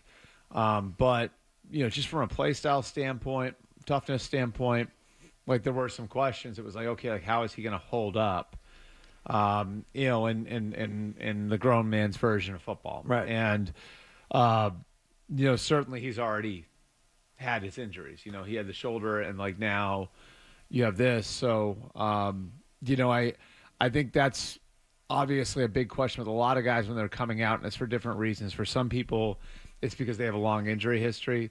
This one was more about kind of his physical build and his play style and how much contact did he really take in college, and then how would his body react to a more physical version of football. So whatever you thought about this matchup going into it, thinking Christian Gonzalez would be on the field and available for week one, how much of that does it change for you? How much will Las Vegas be able to take advantage of that? Well, I mean, like, I think definitely does change things in that it's like, your best player. On the flip side, receivers not exactly Vegas's biggest strength. Right. So and they just lost one they thought they had. Yeah, so I mean, I think like there's a depth issue there for the Raiders at receiver. You mentioned the Amari Cooper situation. Yeah. Obviously, that is what it is. I don't know. He's only 31, and he's retired. Yeah, but there are just like certain guys, and he's been beat up too. And like I think they're. Were they expecting anything from him? Not really. And like it's sort of more indicative, Fred, I think, of where they were at the position. Mm-hmm. Like where it's just like, all right, well, we got to start throwing darts now because we're not in great shape at that spot in general. And I don't know how much they're going to wind up getting out of the rookie Jack Besh from TCU, who they took in the second round. I feel like he was like a little underwhelming this offseason. Didn't he have like a great Senior Bowl or yeah, great like, week and he's got an an awesome story too. Like I mean, it's a tragic story, but awesome how the kid fought through. Yeah, everything that he's been through in the last year. Once they got him about his brother and everything else, right? Like so. His brother was killed in New Orleans. John was pretending for a long time until it became obvious that he didn't know. So his brother, you guys remember? Oh, I've heard this story. Yeah, no, I never said that. I never said that. Yeah, his brother. Don't play it off like I said anything remotely close to that. So for those who don't know, his brother was killed in the terrorist attack in New Orleans over New Year's, where the guy drove the car down. Okay. Down Bourbon Street, and so. His brother was the Princeton football player who died. Okay. So he was a second-round pick out of TCU. John still doesn't know. Anyway. It's like, what happened? Anyway, receiver is not their biggest strength. But like if you are going to commit a lot of resources to covering Brock Bowers, then that means you're probably going to be singled up more or a little bit more exposed at the outside, which is where somebody like Gonzalez would come in, where it's like, okay, like we know we don't need to worry about whoever Gonzalez is covering. Now, and we'll see what happens, with Carlton Davis. Like that position just isn't the strength that they thought it was going to be, at least as long as Gonzalez is out. Can we play a game that I've been interested in playing? Is that, would you rather, for this game, have Geno Smith or Drake May? It's a really interesting question. It's a lot of conflicting. Well, the reason I like the question is a lot of different answers. I think Geno Smith is criminally disrespected. The same with Phil Perry said the same thing. I think he's criminally disrespected. Like I just feel like he's a really good player. And there are a lot of people. I think this happens to Sam Darnold too. There are a lot of people who just won't let go of because he was on the Jets. Well, it's not just that. But I'm kidding. And there was the punch in the face, and it was like kind of embarrassing. I think it happens with Baker Mayfield too. You know what I mean? Like, if you don't succeed in your first place, if you don't succeed in your first place, there are people that just will not let go of. They will not let go of what they saw your first couple of years in the league. They will not. They become married to their take on that player. And a lot of people don't see Seattle play, and it is true. Like, Seattle is not a team that they were a good team last year. They didn't make the playoffs, so how many times did you see them play? It just so happened they played the Jets. I saw them beat the Jets, and, Geno Smith's good, legitimately good. I mean, the Patriots fans should know it because he came here and played well last year, right? So, I mean, if you're talking for the next 5 years, no question, I'd take Drake May. Sure. If you're talking about for this Sunday, based on what we've seen to this point, I think it'd be hard not to take Geno. Geno's played really well the last 3 years. Geno was in a tough situation last year and still played well. Like, he won 10 games with an offensive coordinator who got fired because he couldn't put together a run game. And they still won 10 games. And, so I just don't see – I have a hard time seeing where people don't see him as a really good quarterback right now. Doesn't mean I'm calling him – Josh Allen or Patrick Mahomes or Lamar. Like, don't get me wrong, I'm not saying that, but he's a good quarterback and you can win with him. And sort of like Alex Smith. I feel like that's like he's sort of like at that stage of his career, he's kind of like what Alex Smith was. Right. When Alex Smith got himself back up off the mat after not playing real well early in his career. We have to get audio of this. I just thought of it, but Ryan Clark and Dan Orlovsky. Ryan Clark is he's having a conniption fit. I'm not exaggerating, over Arch Manning, but then it bleeds into Peyton Manning wasn't a generational talent. Brady wasn't a generational Well, no, but Brady wasn't a generational talent. Is that just about how big you are, how far you can throw the ball, and how fast you run? I think maybe, but Peyton Manning was the number one recruit and went to Tennessee where he was the biggest star in college football. And he was the number one pick. Brady, that's the whole story of Brady is that he wasn't. Right. But it's also just how you can tell Ryan Clark might know he's not winning the argument by the complete meltdown he has. But Peyton Manning, and I know Peyton Manning wasn't a universal pick at number one, that there was some Ryan Leaf, Peyton Manning thing, but he was the biggest recruit coming out of high school. He went to Tennessee. He was the biggest player in college football, and he was the number one true freshman. Started as a true freshman. Started 4 years at Tennessee. They won the SEC with him. He was the number one pick in the draft. I mean, it's hard to say someone who was the best at every level they played at that they weren't a generational talent. I like Ryan. I don't know what he's getting at. I feel like it's probably. He doesn't look like Josh Allen is a generational athletic talent, right? Josh Allen is 6'5", 250 pounds, and can break off a 70-yard run. Went to Wyoming. He wasn't any good in high school. He wasn't particularly good at Wyoming. He developed but he had elite athletic traits. No, I know, but that's not a generational talent. Right. That's a great athlete. Now, the debate was Lamar Jackson. Now, Lamar Jackson had a lot of success at Louisville, and so that was the debate. But, no, you can't debate Peyton Manning's bona fides against Josh Allen's bona fides. I mean, Pat Manning was just a better prospect all through his life. Right. You know, and a better pro quarterback. And So- I think Arch is really talented too. I mean, I was there on Saturday, and Yeah, you were. I will say, like, I actually thought he showed some resilience. I think the problem is everybody else, and I'm going to defend him a little bit here. I think the problem is that we all built him. Like the Mannings didn't ask for this. No. You know what I mean? Like the Mannings have tried to shield him. The Mannings didn't have him doing a lot of media when he was in high school, and they wanted to try to. And Cooper deserves credit for this. Try to create as normal a high school experience as he could for his son, who was never going to have a normal high school experience because of the position he plays and because of his last name. Mm-hmm. And Arch there was a quote from about a month ago where there's this safety on Texas team, Michael Taff, who was a starter the last couple of years. He's one of their best players. He's one of Arch's best friends. And he said that he told this story to a reporter from Yahoo, Ross Dellinger. He said, yeah, I don't know if I'm allowed to say this, but Arch actually said to me, I can't wait till I throw my first pick and I go from being the best player ever to the worst player ever.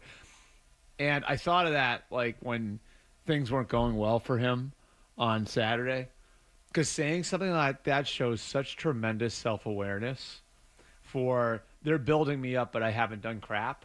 You know what I mean? Like, and I don't deserve all that. Like, I just think it's everything I've heard about the kid is that he's got a really good head on his shoulders, even down to I went out to dinner with Quinn Ewers at the Combine, who is the guy who was in front of him the last 2 years at Texas. Who was the number one prospect in the country. Who was also the number one prospect in the country. Quinn Ewers would have every reason you could possibly imagine to hate Arch Manning, right? Here's a kid who came to Texas after Ewers was already the starter, number one recruit in the country, last name, hype.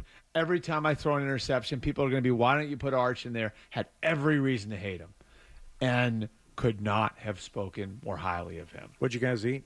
I think we were at a pizza place in Indianapolis. Uh-huh. But I mean, I dinner think with it's my wife and a friend. Did you have a conversation about toppings? Like, what do you like on your pizza? Well, what do you like? I'm easy. I'll take it. We were with a group of people, but I do think it was like Caligula.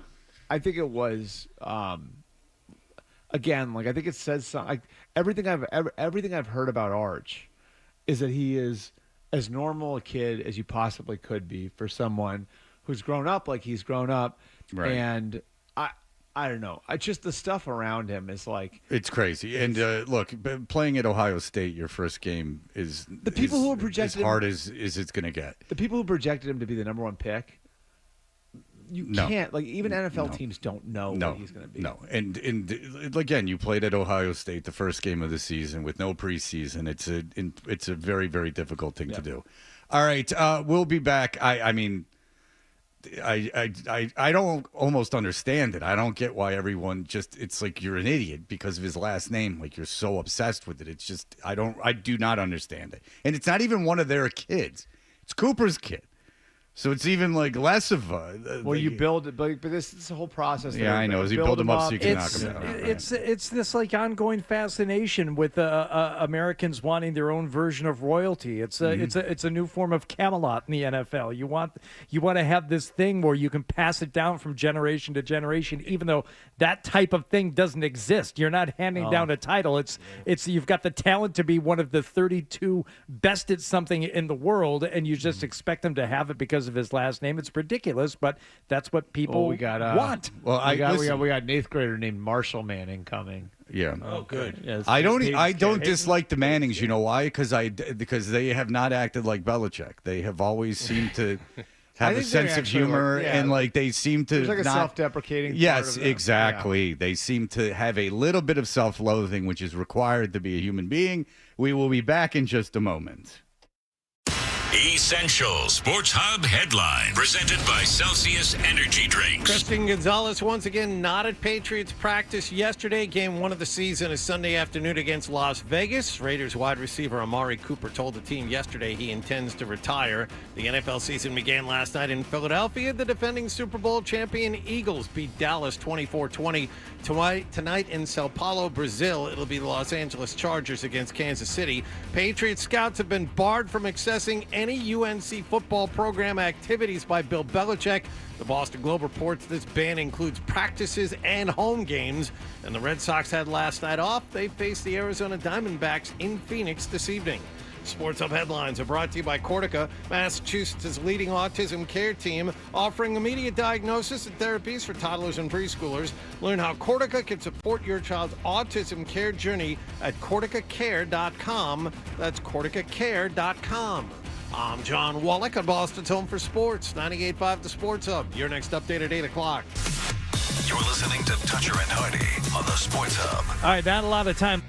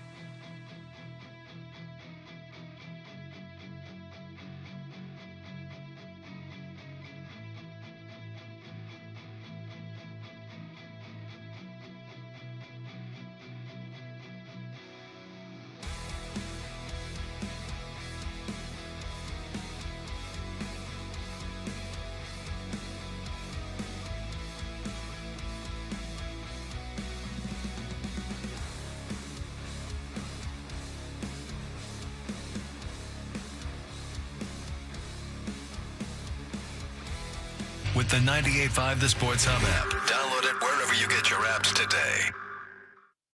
He's elongating. Weekday morning. Here goes Hardy. Toucher and Hardy. I no longer love things. Let's go. Let's ride. 98.5. Let's roll the dice. Sports Hub. 7931098.5 to qualify to win a 2025 F-150 from McGovern Automotive Group at 98.5 The Sports Hub. That's NJ41693. There you go. That was my giveaway, and best of luck in you winning that Ford F-150. If you're ever on Instagram, you can see Hardy and Everyday Maggie clowning around. Oh, yeah. Cutting up. Just getting silly. Parking's difficult. Yeah. Sometimes. Hey, we had a good time. You know, she's the can-do kid, and he's the grump. Yeah. They have they each have their roles. I'm sure that was for both of you a very exciting time. I think it was more exciting for her. I would imagine. I think she was thrilled. Go figure. I would imagine. To finally be in with a my professional. Wait, you were aggressively unimpressed with something? That's not true. Come on. Well, I just think that when someone's got a camera out filming you for 3 hours parking a car, I would imagine that gets to the point where it's there's a reason you're getting paid. Like I this didn't do it for free. I mean, it didn't do it for fun. I mean, it's a lot. But listen, everyone's figuring out social media. They're all figuring it out. All right. Can we do a Bert Blast? Yeah. We haven't done that in a while. Bert Blast. We got like 3-4 minutes here. Lives in Duxbury by the bay. Bert stops by, dunks on the way. We love Bert. He's a lot of fun because he already went for a run. I didn't go to Dunks. Blast. All right. Didn't go to Dunks this morning. So sometimes Bert Breer will be late, and he'll have Dunkin' Donuts coffee, and also will have taken a run, which is what that is in reference to. All right. I have a Bird's Blast question, a quick one. North Carolina's record. 5-7. No. Bert Blast.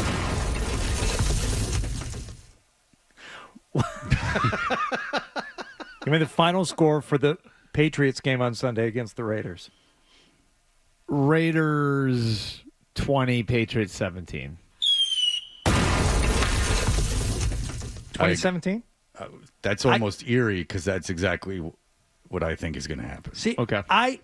I'm convincing myself they're going to go over the 43.5 because the Phil convinced you. Yeah, the defenses are questionable. Phil was like breaking down everything that they're lacking between Gonzalez for the Patriots and the Raiders, who just don't have much. And I don't think much of the Patriots offense yet, obviously, but can they score? If they're going to score 23 points at any point in the season, why not the first week out? I think the difference between the two teams and the two rosters, because I do think they're like in a similar spot. They both bring in experienced head coaches that I think are going to have their teams playing a certain style. Like I think both are really good hires. I think the difference right now between the two teams is the Raiders have more difference makers. Brock Bowers, Ashton Genty, I think, will be one. Obviously Max Crosby. Colton Miller's a really good left tackle. So, we did this exercise on TV the other night. I think if you pick the first 7 or 8 players, 5 or 6 of them will be Raiders. But then the Raiders have gaping holes. I don't think the Patriots have the gaping holes. What the hell is the matter with you? Can you just shush? Can you just let something go every once in a while? Just shush.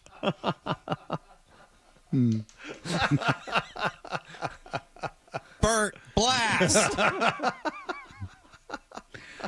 I just like how he maintains the All right. John, you got a question for Bert? Come on, it's a Bert Blast. Oh, it's a Bert Blast. It's time to go. It's time to go. No more time for Bert Blast. Come on. That voice, you didn't even know you were doing it. The origin of that voice was the Browns' offensive line coach, right? No, it was DA. Oh, it was DA, and it has nothing to do with who DA really is. It's just he had this thing, Women of the DA show that we thought was goofy, and then he took a picture of this girl's feet, like with shoes on, and he didn't mean anything by it. But he turned his show. We were teasing him on taking the pictures of the feed, and then it got. And then the Browns. You need the What's Happening. No, how did the Browns coach go? The What's Happening. So it's kind of the same thing. Yeah. Da turned his show into his own personal dating app. A little bit, a little bit. Here we back go. then, a little bit, and I can't say I've never done that in the past either. All right, we'll be back. Hey, I made a mess in my pants. That's the Cleveland Browns. Hard Knocks has been so bad. I don't think that's then. exactly the voice. Hard Knocks has been so bad since then. I haven't watched it since the Jets. The Browns was the best Hard Knocks. Well, just because that guy, the offensive Not only that, coach. but they had Hugh Jackson and Todd Haley openly fighting. Yeah. Oh yeah. That was good. Yeah. Look, we have to go. We have a big game we're going to play. Bert, thank you so much for the time. Thanks, guys. Read him up on MMQB. We'll be right back.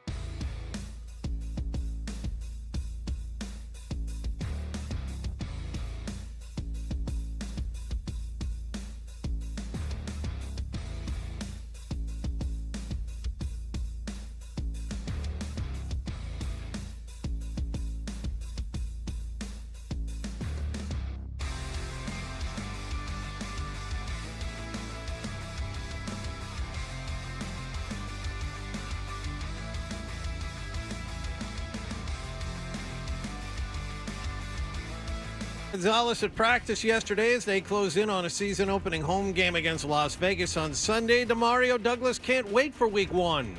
Supposed to do, as you do as you supposed to do, all gonna fall in line. And so everybody got what they need to do on every single play. So you do what you're supposed to do, should be successful. Will Campbell and Christian Barmore popped up on the injury list as limited yesterday. Campbell has an ankle issue. The team will be back out on the field again today. Also, Raiders wide receiver Amari Cooper retired yesterday, only a week and a half after signing with the team. Last night, defending Super Bowl champion Philadelphia opened up the NFL season with a 24-20 home win over Dallas. Tonight in Brazil, it's the Chargers against the Kansas City Chiefs. Bill Belichick has told all Patriots scouts they will not be allowed to attend football activities at the University of North Carolina. This apparently includes both practices and home games for the entire season. As for the Red Sox, they had last night off the fly to Phoenix. They open up a 3-game weekend series with the Diamondbacks tonight. And American Amanda Anisimova and top seed Arina Sabalenka won last night to advance to play each other in the women's final of the U.S. Open tennis tournament. Sports Hub headlines are brought to you by the McGovern Automotive Group. McGovern and 98.5 The Sports Hub are giving away a brand new Ford F-150. For more info on how to enter, follow 98.5 The Sports Hub and McGovern Automotive Group on Instagram. Complete rules and details at 985thesportshub.com. I'm John Wallach on Boston's Home for Sports, 98.5 The Sports Hub. Your next update at 8:30. New England plays here. Ball down the right side. There's a separation. Yeah. Touchdown pass. Yes. Perfect dive from Drake May. 98.5 The Sports Hub. And now, back to Toucher and Hardy on the Sports Hub.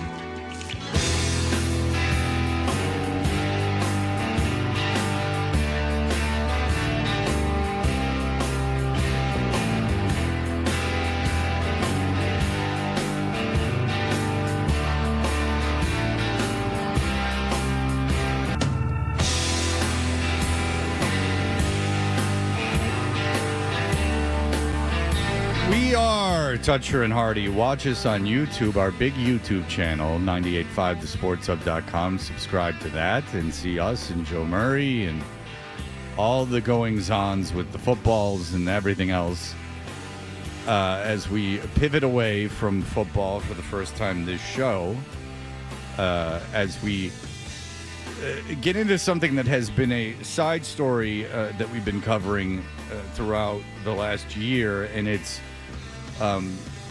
kind of fake and Jamaican in a way, or the idea of an artist putting on almost an imitation while they are performing. Now, this is leading to something because this is very low hanging fruit.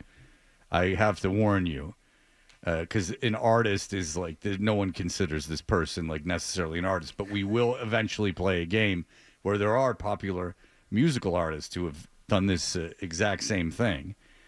Do you know what the switch was here with this guy?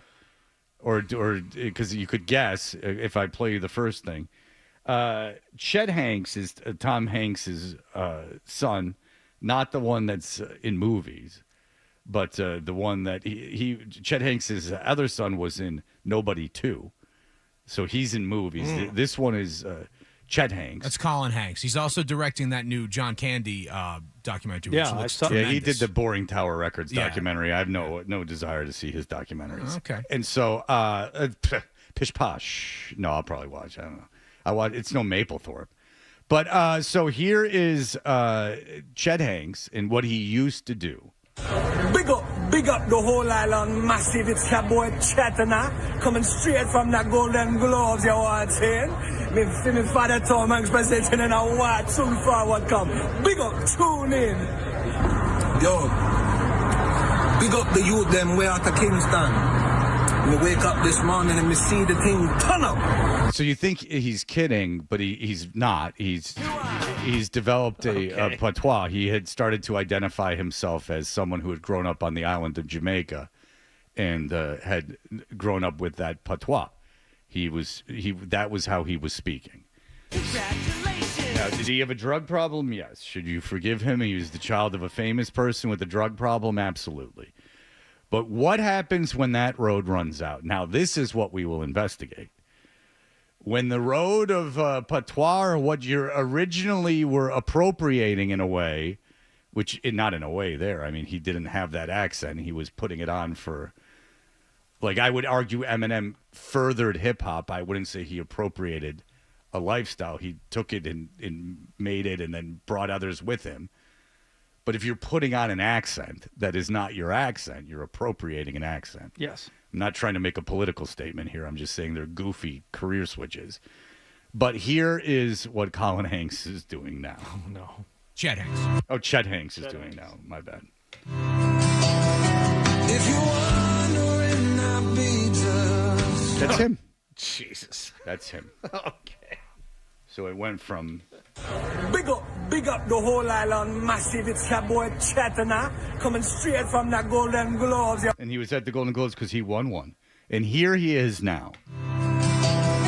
If you're wondering, I'll be just fine. I'm more offended by the second one. You should be. Why? He's got a beautiful voice. This is him singing live. Yeah, yeah.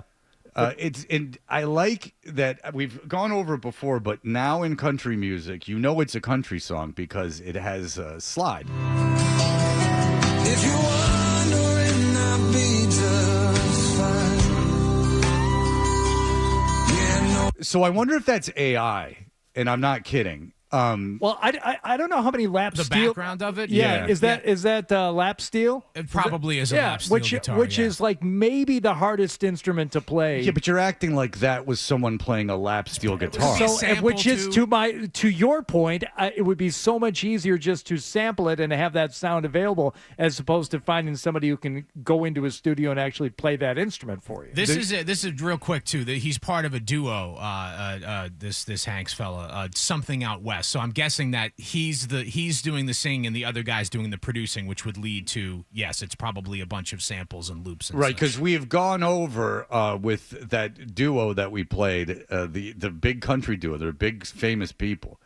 That they had a song like Beer Drinking, and then we went over it. It was like Truck, Beer, America, Mom. Mm-hmm. And then if you want to get cynical about it, the way that they write in Nashville, and this is true, and I know people that do this for a living, the way that they write in Nashville, they're salaried employees and they're writers. And so what they'll do is they'll bring the artist in quotations, like a jelly roll.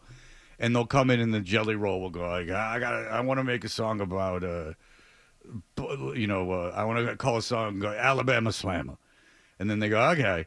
And then they sit and they check off like things that you should have in the lyrics to make it a hit. And then it's a pre-prescribed song musically. Slide guitar.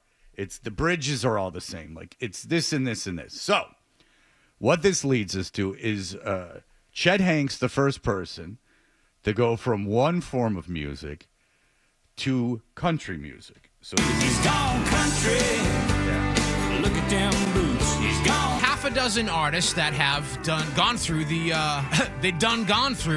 redneck rebrands, and I'm going to play you starting with a clip of each of them, what they're doing now. You have to figure out who the artist is from what they're doing now, and then we will revisit what they did before. A white musical artist in distress will often pivot to country music. Right, because it's easy. It's more difficult to write songs that come from a place of like real emotion and passion and try and appeal to an audience that thinks about things. It's way easier just to have someone else write a song for you using this checklist of terms. Check it all Dirt off. roads, beer, blue jeans, mom, America, the flag, and play to an audience that is not discerning at all. Oh, it's a great song. Well, I like it. also, You mentioned things that I like. If you're a white guy that wants to be a star in music, this is the road to go down, because we'll get into why one of these guys was very popular and another genre shifted, and it's made a new song. They're really trying with this guy.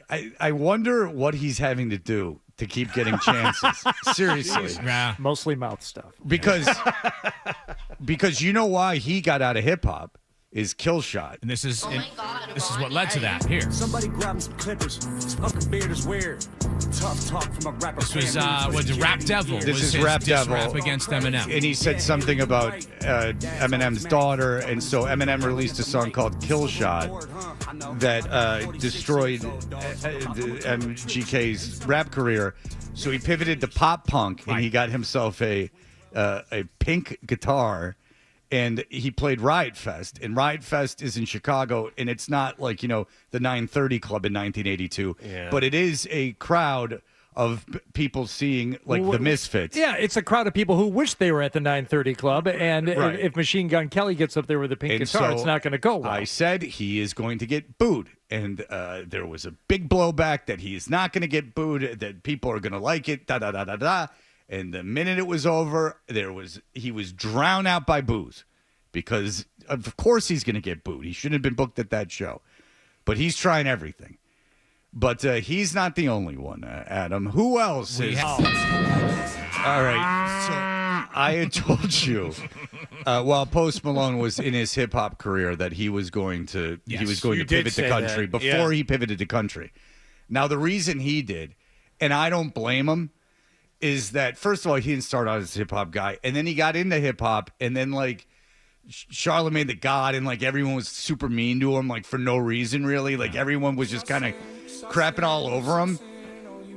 So look, I don't want to do this anymore. Everyone's being super mean to me. I can understand him pivoting.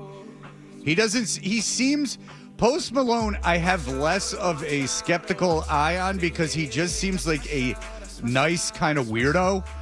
There is I do, if you are somehow troubled, I do feel I give you a little bit of more leeway with your integrity, because I just think he's a troubled guy that just is looking for people to like him. Yeah. So but I knew it, but you have to give me some credit, because during his hip-hop career, before anyone had ever mentioned him going country music, I guarantee he ends up going country music. He's from Texas.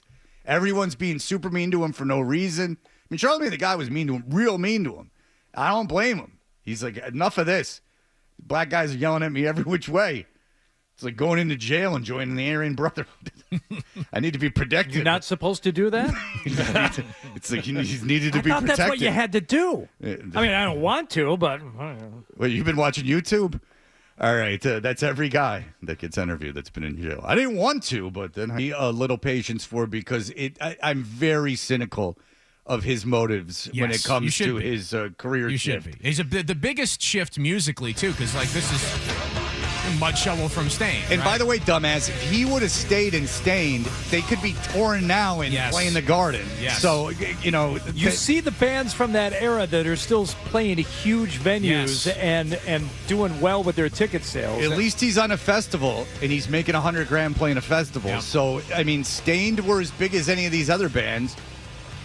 And in fact, Stained weren't even bad. Fans of heavy they got music bad, are but loyal too. They'll continue to support you long after your label has dropped you and you're not playing big rooms anymore. Like it or not, alternative radio in the late 90s, early 2000s was the biggest thing with kids, and now those kids are grown and have money, and that's nostalgia tours. Just like when we were a kid, the Eagles got back together, and everyone lost their mind because our parents all were Eagle fans, and they broke up, and then that's why that was a big deal. And now we're our parents, There's a reason why the biggest rock bands in the world right now are still Oasis, Foo Fighters, Metallica, Red Hot Chili Peppers. You see, real quick, after those Oasis shows, Radiohead real fast said, oh, we got some gigs coming up, because they saw those receipts and said, oh, we got some money. There's some money to be made here. We haven't played out. I was unaware they broke up. They didn't break up, but they're off doing their own thing. But I guarantee you they saw the amount of money that Oasis was bringing in on those reunion shows and said, okay. I've been focused on their own thing. Yes, I'm afraid the every other guy besides Tom York, I'm very into what they're up to. What do you think of this guy? Charlie Sheen. Sounds like Ba with the Ba. This sounds like Kid Rock. No, it doesn't. Where are you getting the Ba with the Ba from? The fact he's saying Ba with the Ba. It's a gentleman that you you listened to maybe when you were very young, playing a different style of music? Oh, this is Kid Rock. No, Hang on. but close. You know him from reality television? Oh, if it's Bret Michaels, get out of here. Let him have his time. Oh, screw you. Bret Don't throw him into that. Oh, please. The integrity. Get out of here with that. Let Bret Michaels play country music if he wants to. He's always, I mean, to He's be always fair, worn he a was country wearing a hat and a cowboy in this bandana. music video Yeah. for You're Skinny the Bob. biggest so, yeah. Bret Michaels supporter, apologist I've ever met. There's no reason. First of all, what has he ever claimed to be? He's never claimed to be anything. That's the thing. Yeah. Is that if you never fake anything and you're always just like, hey, dude, I want to be a rock star. God bless you. Go be a rock star. Do the corniest stuff you want. First of all, I liked But Boys if it when I all was little. sucks, Then it's at least from a place of, and I can't judge everything. You know, you think I, hang on. You can sure try. Wait a minute. you do. You're doing a great job of Hold faking on a it. second. I create collections. I curate culture. I curate culture. No, if you know anything about me, and this is true, that when I really don't like something is when it's a cash grab that is completely inauthentic. Yes. That is what I don't like, and that's what bothers me when people buy it, because to me it's like, why can't you see that this? I'm like, it's just the most cynical, like, gross thing to me. That these affectations and everything else, they bother me. But Bret Michaels, that's why Post Malone doesn't really bother me, because I do think Post Malone's just trying his best. Like, you know, like he seems like everyone was mean to him when he raps. So, like, you know, he went and did country music because they'll be nice to him. But, like, Machine Gun Kelly is, like, he's just throwing stuff against the wall, and he's got, like, a team of people in Hollywood. I don't know what he's doing to him, but he's got a team of people in Hollywood. Keep giving him chances, because there's no way he's making money. No. You know that. Well, he doesn't have any talent. It's Two just guys, wild that he has so little guys talent. that have been around the music business for 30 years. There's no. First of all, that Country Road could have. I think it has like 500 million YouTube Probably. things. Who knows how many of those are actual YouTube watches? Right. But say it had 500 million YouTube watches, and there's some kind of royalty that's distributed to that. You know as well as I do, he receives zero of that. So he doesn't make a dime off of that song. So that's just a wild attempt to, like, get something going. That's not money in his pocket. That's just like to stoke a fire. Right. So, like, that I have no patience for. If you're like a guy that either A, just came to party, I'm fine with that. Bret Michaels never claimed to be anything. You see Decline of Western Civilization too. You just talk about making it big, man. He just wanted to rock. Yeah, he didn't want to rock. Party. Like, party. That's the thing. That's He wanted to right. party, man. Yeah. I don't have a problem with back any in of the those. 80s, that was party music, and now the country music. No problem with Rat, no problem with any of that. Yep. But it's that cynical country stuff that is formulaic, in that it's AI, that it's computer generated, and that it's insulting to the audience. And I don't understand how you don't know what they're doing. To the country audience, they love it. It's a mathematical formula. Like, it's like how they sell Pepsi. Like, it's legitimately demographic targeting. Like, they're but in the song, not how they're marketing a song, but in the song, it's democratic marketing. Like, they're trying to get the demographic, and also not just people that live in Knoxville, but people that want to pretend they live in Knoxville. Like Hardy with his pickup truck. They need better producers. Now we're gonna let this play. We're gonna send Beaton down there to Nashville to do some production. He's gonna play us out. We gonna tune in. Respect, you don't know. This can play us out. I never understand why I don't get the patois thing. I don't get how you can get away with it. It's like wearing blackface. It really is. I could get if you grew up in, like, you know, like the south side of Chicago, that you would have a way of speaking. Like, I understand that. Like, I get all that. These guys didn't grow up in Jamaica or, like, in London in, like, some enclave. Like, you know, it's really bad. It's wearing blackface, and it really is. And the country music is really like wearing bandana face, I guess. Is what I would call it. All right, we'll be back in just a moment.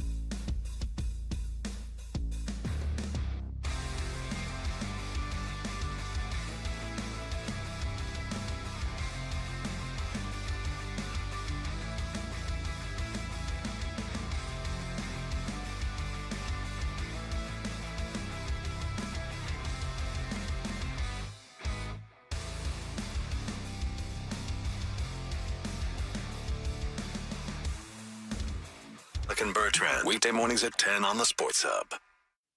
Fred, what's it like to work with Hardy and Wall? What a golden ticket I've gotten. There you have it. Toucher and Hardy resumes on the Sports Hub. We're very, very, very good. So congratulations on them for the quality control being very good. And he introduced the team, but that would remind you of who, Hardy, in Detroit? Because it's Eminem is like whatever, but there, if like someone was like on the field, Eminem's there, and like he's got a song that they play like during the thing, but like he's a way bigger star than J Mac. Even J Mac's a big star, but do you know who is at all the Lions games on the field that I could compare them to? Kid Rock. Yeah, They let Kid Rock just run around everywhere wherever he wants. He's just all over the place. They're so proud of him. Tim Robinson. Yep, Tim Robinson and the two guys from Detroiters. Yeah. I didn't put the there. All right, so this story came out yesterday, and it's fun. I was at something where my phone wasn't working too well, and my ex-wife said Bill Belichick fired, and I couldn't get the internet in the room, so I had to wait, and I was like, oh, God, please. So I scaled an outdoor wall and stood up on the roof. You'd be proud of me. Trying to steal Wi-Fi from wherever I could. I did not leave the basement to go get internet like I normally would have, but it was like almost the end, and so I didn't I didn't know, and then a guy I know was like seeing it, and he was having trouble too, but it was saying Belichick was on the front page of the ESPN, and oh my God, I was like a little disappointed that he was fired because like we were gonna have like a big thing today, and then like for a week, and also like fire him like in the summer when we don't have anything else to talk about. But it wasn't he was fired obviously, but it's weird. Bert was in here and he talked to college pro guys about it, like the pro liaisons for colleges or whatever the hell the term is. Or he talked to pro scouting departments about it. And they said it doesn't really matter because North Carolina doesn't have anyone they want. But the kids that they would want are late round picks or undrafted free agents, which this screws them because they'll just go to kids they know more about. They'll lose the tiebreaker, all talent being equal. Yeah, so North Carolina and first-year coach Bill Belichick have banned the New England Patriots staff from accessing the Tar Heels program. Yes, we have the clip from the 3 and Out podcast if you'd like to hear it. Well, I've already heard the 3 and Out podcast. Well, for the handful of some folks, of the listeners it's like the moon landing. It's like who hasn't seen it? We were all locked into it at the same time. Maybe a few listeners. Just a couple of stragglers. It's like RFK Jr. with the salute. We all know what's coming. Right. This is And I was told by multiple people that he has banned the New England Patriots. Oh, just stop. I don't want to hear him say it. Whoever that is say it with his jokey tone. I gotta tell you, I can't take this crap anymore. 8 words out of the guy's mouth. Listen and learn how to do this. And I was told by multiple people that he has You don't hear that? banned the New England Patriots. New England Patriots, if you're a scout for the New England Patriots, you are not allowed at the University of North Carolina, which is funny, but also kind of embarrassing. And then he's got a whistle. All right, so when reached by ESPN, North Carolina, this is my favorite part of the story. Okay. So ESPN hears this, and they reach out to general manager of the 33rd NFL team, self-described 33rd NFL team, Mike Lombardi, and he goes, good luck, and hangs up the phone. My question is, why are you answering the phone? This is the second time I've heard of him doing this. Like, he picking up the phone and then spazzing out and throwing it down. Like, just don't answer the phone. Who's answering the phone? Like, what? Like, how often a day are you just answering the phone? How often do you seriously in 2025? How many times a day does your phone ring and you actually answer it? Well, it could be a recruit. Well, then get on it. Have their names in a database where it shows you it's the recruit. Like, what are you on a landline connected to the kitchen wall? What the hell? You know what he's doing? He's answering the phone because he watches movies and he hasn't had a job in so long. He thinks this is how he thinks you behave. He answers the phone on purpose, and they go, hey, this is ESPN. We're doing a story about you guys in the Pro Scouts. We're wondering if you could have a comment. He goes, good luck, and hangs up. And he's like, I showed him because he's an idiot. He's an idiot, full of hubris. Francie Jourdain, which is sad because a lot of people thought it was Jordan, as did I at first, and I was going to get very excited. But Francie Jourdain, la-di-da. I mean, this is, are you with an equestrian team or are you with the Tar Heels? I don't know. It seems very European. Informed the Patriots that they would be banned from UNC the day before one of the scouts was scheduled to visit in August. And so, by the way, they have zero access to NFL personnel as a rule. And you'll recall before the TCU game, it is standard practice for the schools to release a roster to the pro scouts in attendance. Belichick, in a sly move, gave them a blank sheet of paper, which I've even talked to football people about, and they can't figure out the angle. Like, I've even talked non-writers. Like, I've talked to people in football, in college football, but like in football, and I'm like, why would he do that? No, like, I reached out to me and said, why do you think he would do that? It's a guy with D1 football. And he's like, why do you think that he would do that? And I go, I'm asking you. And he goes, I can't see the advantage for him. All it's going to do is screw his players. Like, and I'm like, well, is there any other like angle that we're not getting? He's like, no, and I don't quite know why he would be upset at us. Why he would be upset at the pro scouts. Bert made the great point. When Nick Saban was the head coach at Alabama, he welcomed the scouts in. He treated them to a first-class meal. Whatever the case may be, he opened up his doors. He let everybody in because he knew that would be the best way to get his kids to go pro, and that would encourage recruits. So 15 years ago, there might be – first of all, you got to play 3 years. But 15 years ago, there might have been this belief, like, I want the kids coming back for their senior year. Right. I could use the guise of protecting them. I'm protecting them until they're seniors. I understand all that. I don't agree with it, but I understand it. Now it's the Wild you can West. Leave whenever you want. Yeah. You know, the pro, who cares? I'll go make money somewhere else or make less money somewhere else. They can leave whenever they want. You saw it happen in Tennessee. They traded quarterbacks. The quarterback at Tennessee went to UCLA. The UCLA quarterback went to Tennessee. It was a transaction almost. My question I asked you guys earlier, if you had a kid that was going to play D1 football, would you let him play for Bill Belichick? Would you let him play for the UNC program? No. Absolutely, 100% I wouldn't. If my kid had a chance of turning pro, well, he does. But that's the thing. Yeah. If you're like that left-handed quarterback, Gio Lopez, that kid who just got paid $2 million.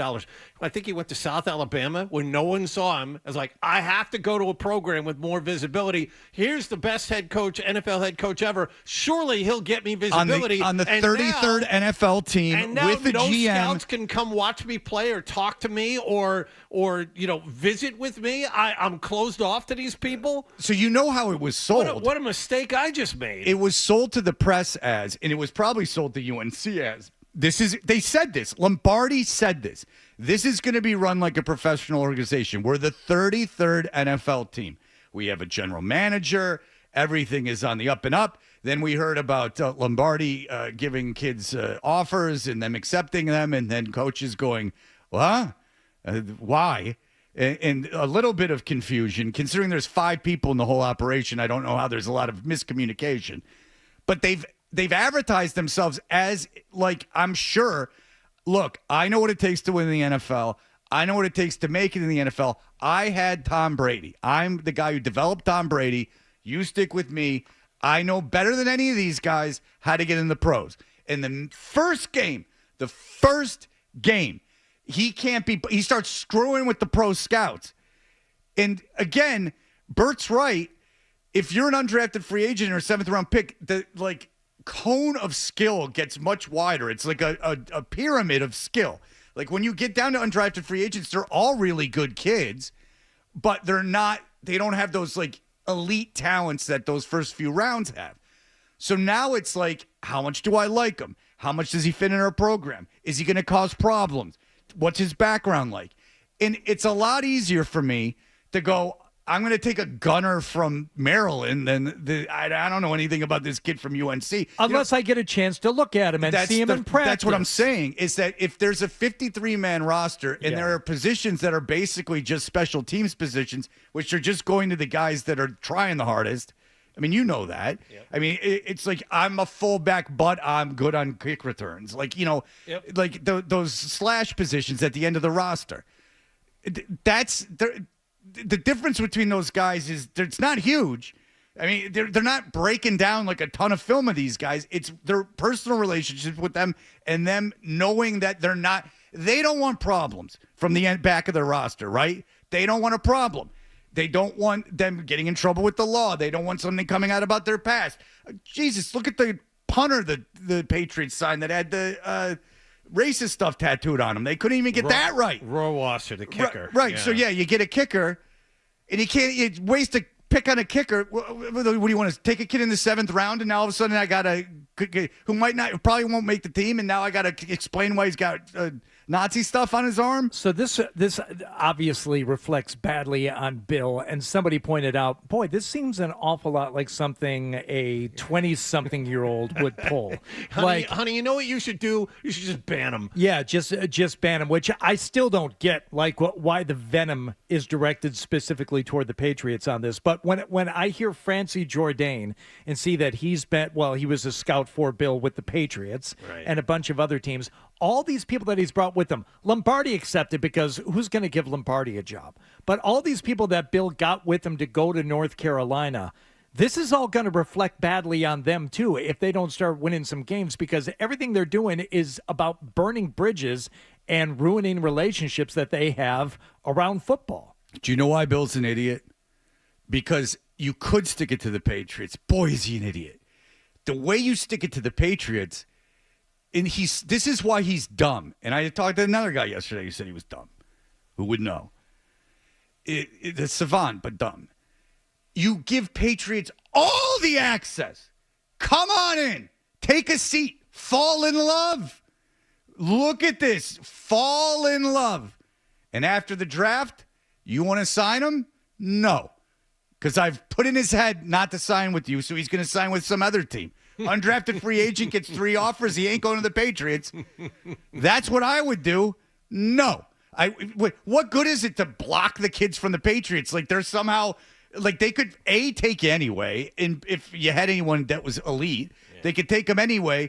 The guys that they're not going to take, you're only punishing the kids. There's a way to do it both ways. And there's also a way to get back at the Crafts. Win. And then back. And then after you're winning and basking in the joy of winning and turning that program around, start talking about how this could have all happened in New England. And here's what we're doing different than we did in New England. Yeah. Winning solves all of this. Having good players solves all of this. There's a lot of ways you could screw them. Now, there's no way in hell I would let my kid play for Belichick because he's good enough to play for UNC. He's good enough to play for Maryland or Rutgers or something else. And I'm not or BC, and I'm not gonna have him play for Bill O'Brien. Is it the idea to prove that you are indeed the head coach and don't need anyone to help you out? You didn't need Kraft's money. You didn't need Tom Brady as a quarterback. Isn't that the point? The point of becoming a college head coach? Not because Belichick's as petty as the next guy. He didn't become a college head coach because he missed coaching. He became a college head coach to prove to everyone that he was still good, and he hasn't done that. You can't run this team like you treated the media up in Boston. But there's no way I'd play for him. I'm transferring immediately. He's pissing more people off than he's making friends. Was that the goal when you took this job? If I don't know how, unless he somehow had a Manson-like effect on you, how they're not already talking about transferring everyone on that team. You don't think in that locker room they're talking after that humiliation and now all this? That guy can't get out of his own way. There's one humiliation after the other with that guy. And it all comes from his own stupidity and arrogance, which is the real shame. And so there you go. It wasn't him being fired, but maybe better. Because maybe there will be a slow burn. I was just going to say he'd just suffer a longer period of time. I like that. 5-7 and then 3-9. Isn't it funny how the universe works? Yeah. You treat people that poorly, and it comes back on you, isn't it, if you stick around long enough? Who would have thought 20 years ago Nick Saban would be the classy guy riding off into the sunset with glory while Bill Belichick swims around in the shallow end handing out millions to broads? All right, we'll be right back. Essential Sports Hub headline presented by Celsius Energy Drinks. Once again, Patriots defensive back Christian Gonzalez not at practice for the Patriots yesterday. They got game 1 of the season coming up Sunday at home against Las Vegas. Will Campbell and Christian Barmore limited at the workout. Raiders wide receiver Amari Cooper yesterday announced his retirement at the age of 31. Last night, defending Super Bowl champion Philadelphia opened up the NFL season. They beat Dallas 24-20. Tonight in Brazil, it's the Los Angeles Chargers against the Kansas City Chiefs. As we were just talking about, Bill Belichick has barred all Patriots scouts from North Carolina football for the entire upcoming season. The ban reportedly includes practices and home games. And in baseball news, the Red Sox are expected to pitch lefty Peyton Tolley tonight. They open up a 3-game road series with Arizona after taking last night off. Sports Hub headlines are brought to you by Awaken 180, a no-risk, all-rewards path to real weight loss. If you're not happy with your results in the first week, get 100% of your money back. Awaken180weightloss.com. I'm John Wallach at Boston's Home for Sports, 98.5 The Sports Hub. Your next update at 9 o'clock.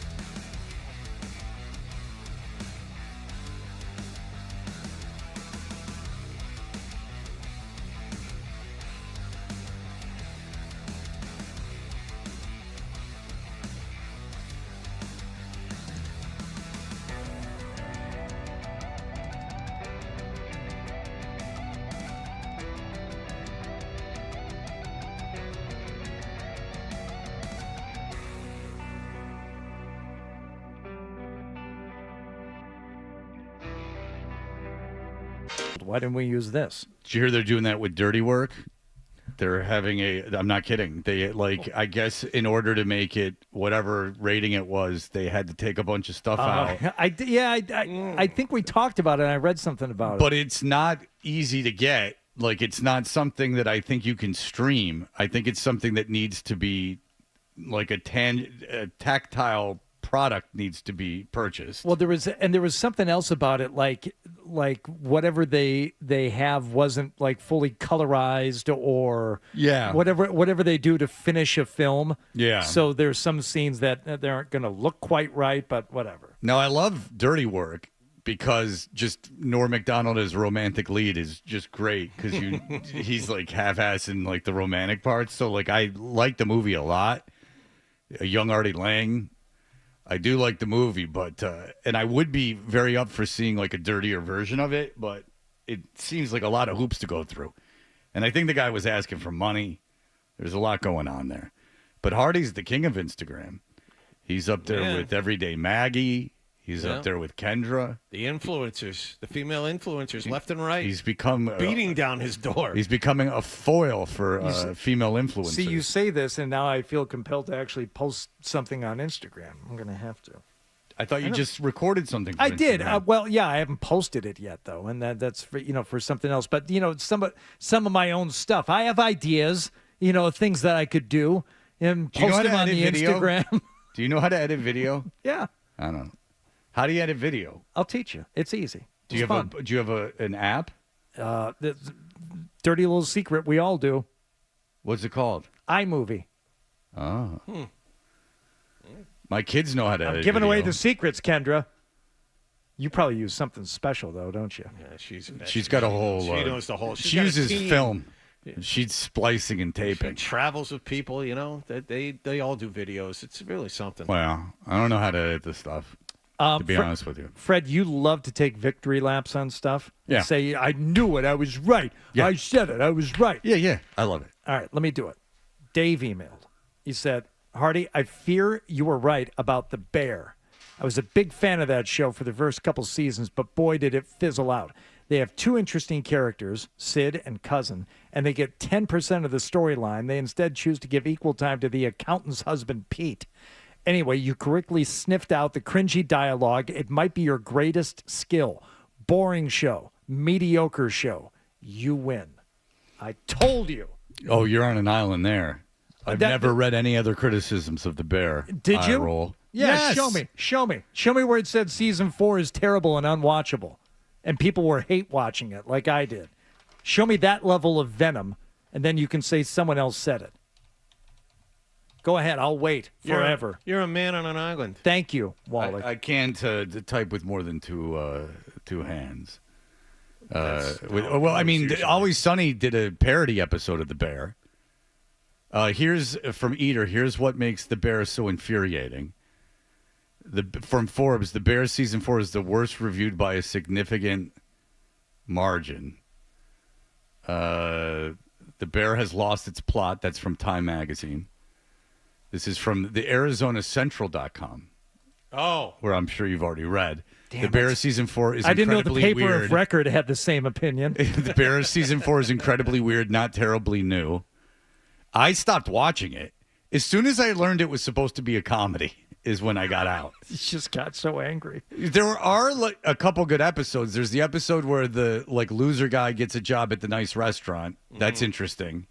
And I like the St. Anthony's Feast episode. Or whatever it was. It wasn't St. Anthony's Feast. The Christmas episode with the John 7 Mulaney. Fishes. Yeah, I just like it because John Mulaney's in it. And it was chaotic enough to hold my attention. But other than that, I didn't particularly care about it. And Always Sunny points out the funniest thing about it is there's just so much pressure. There's just a lot of pressure. I'm under a lot of pressure. Because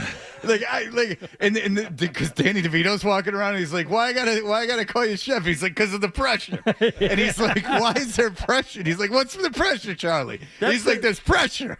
Once you watch a few episodes of it, that if you don't have that same reaction, I don't know what to tell you. It's like, it's a restaurant. Why don't you calm down? And it's like a beef restaurant, right? Are they still doing beefs? No. They went high end. Okay, all right. Oh, they went there. They're trying to get a Michelin star. Because they were losing their mind over those beefs. And I was like, for everyone working there, except for the guy who owns it. What are you going to have to walk next door to get another job? Like, I worked in retail and in the dining industry. I mean, I got fired all the time. I just walk across the street and get another job. It's not hard to get them.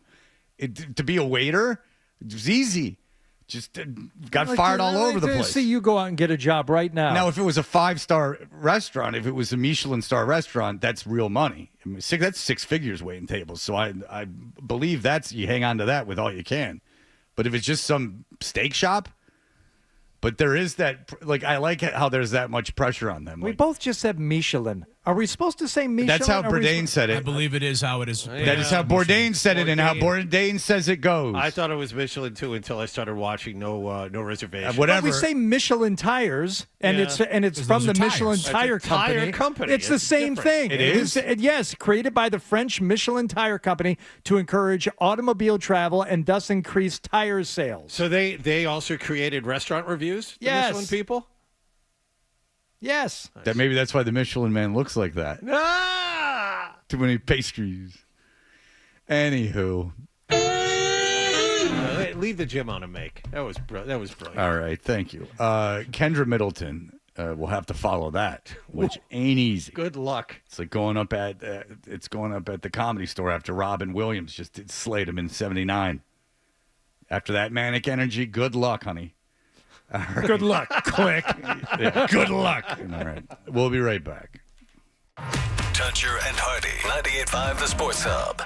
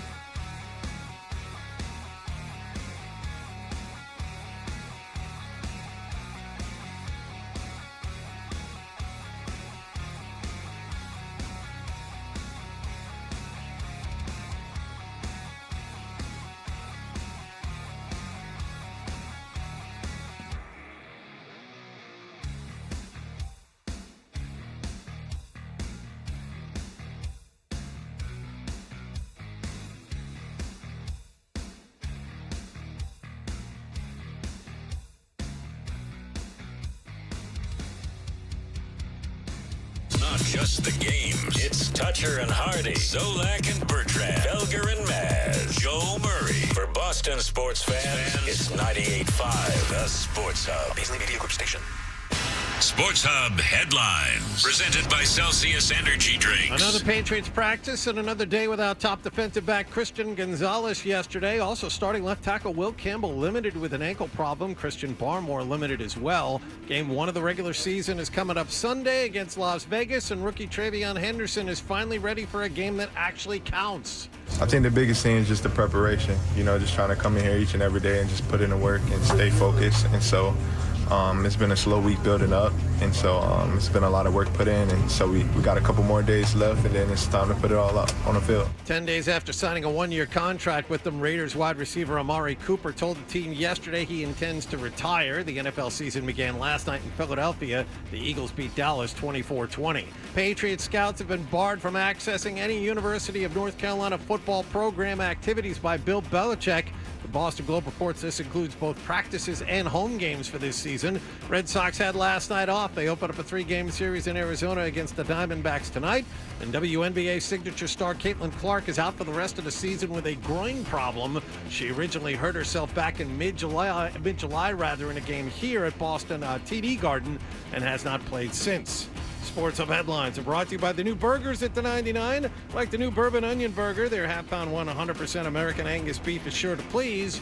You gotta love the nines. I'm John Wallach on Boston's Home for Sports, 98.5 The Sports Hub. Your next update at 9:30. To us, Boston pride runs deep. I'm a Bostonian! This is Boston's Home for Sports. Bow, bow, bow! 98.5 The Sports Hub. What's the best way to listen to Toucher and Hardy? Well, you're going to have to spend $40. Cough it up, and let's get back to Toucher and Hardy on the Sports Hub.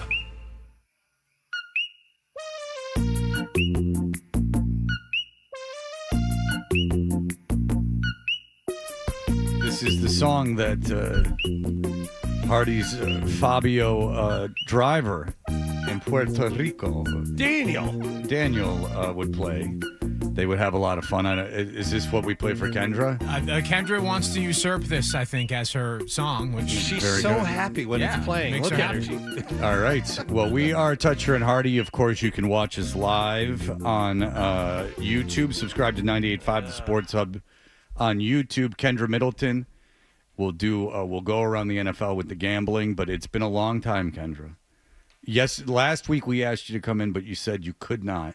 This was 2 weeks ago. You guys weren't here. Yeah, we were not you guys here were not last Friday. Last week. Yeah, and you said you could not. Yes. Because you had plans to go to a museum. And I paid for a workout class already. Yeah. How much was that?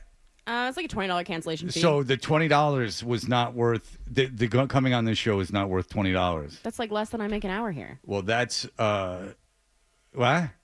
It's more than you make an hour or less than you make an hour? More, maybe. I don't know. What point are you trying to make? Whatever thing insults I have you. never clocked in or out of this place because my employee number has not worked for 2.5 years. Well, I think that's something I would rectify with HR. Get HR, Adam. All right. So I was in. Kendra knows this is happening, but I was in Knoxville. Now the area of Knoxville I'm in is fine. It's like on a lake and like whatever. But I do have teenage children, and they want to go far.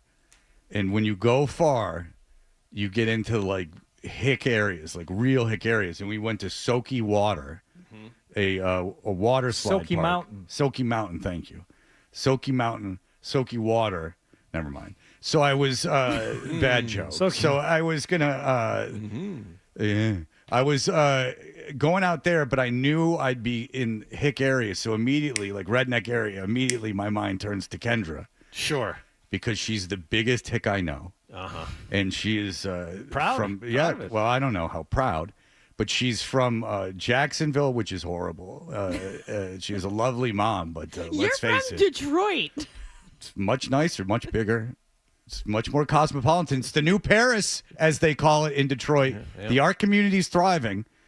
But anyway, so I hadn't talked to Kendra in a long time.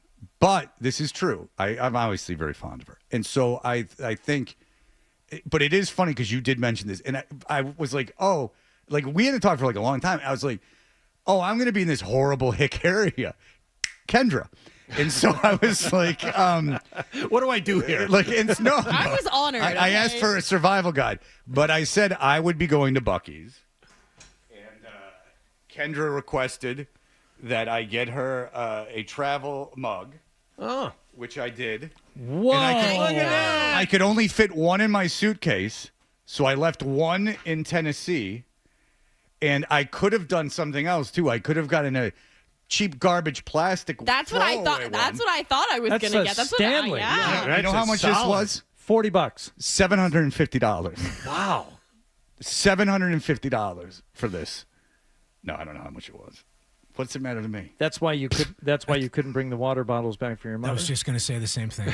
You didn't have room in your bag because you were carrying that for You Kendra. two are such mom defenders. Good point. My mother stood.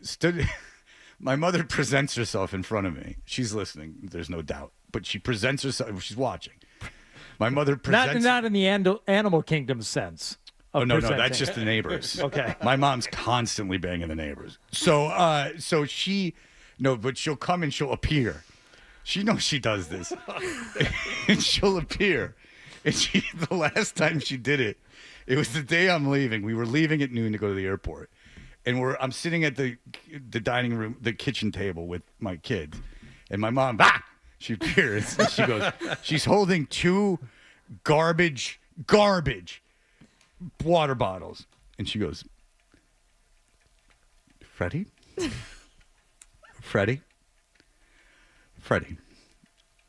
I have these two water bottles that are Stephanie's. Would you pack them in your suitcase and take them home? No.